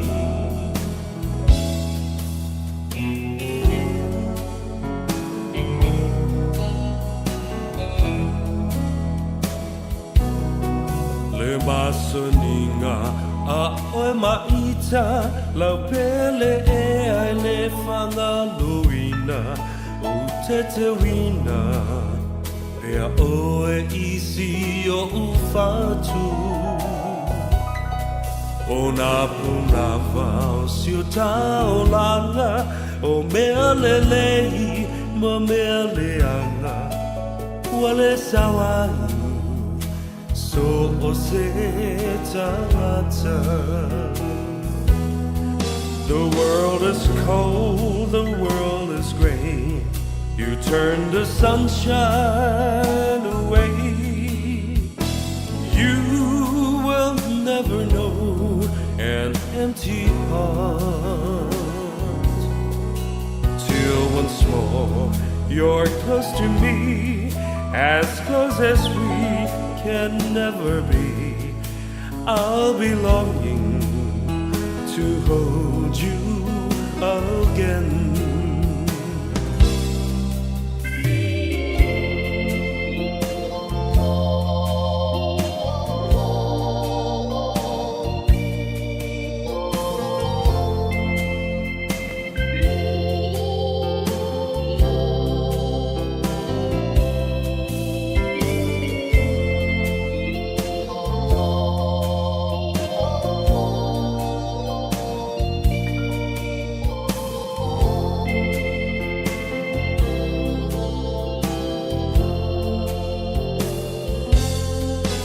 Langi pua male malulu Wasola le lava sulu sulu Unai o folingai Wa mawatu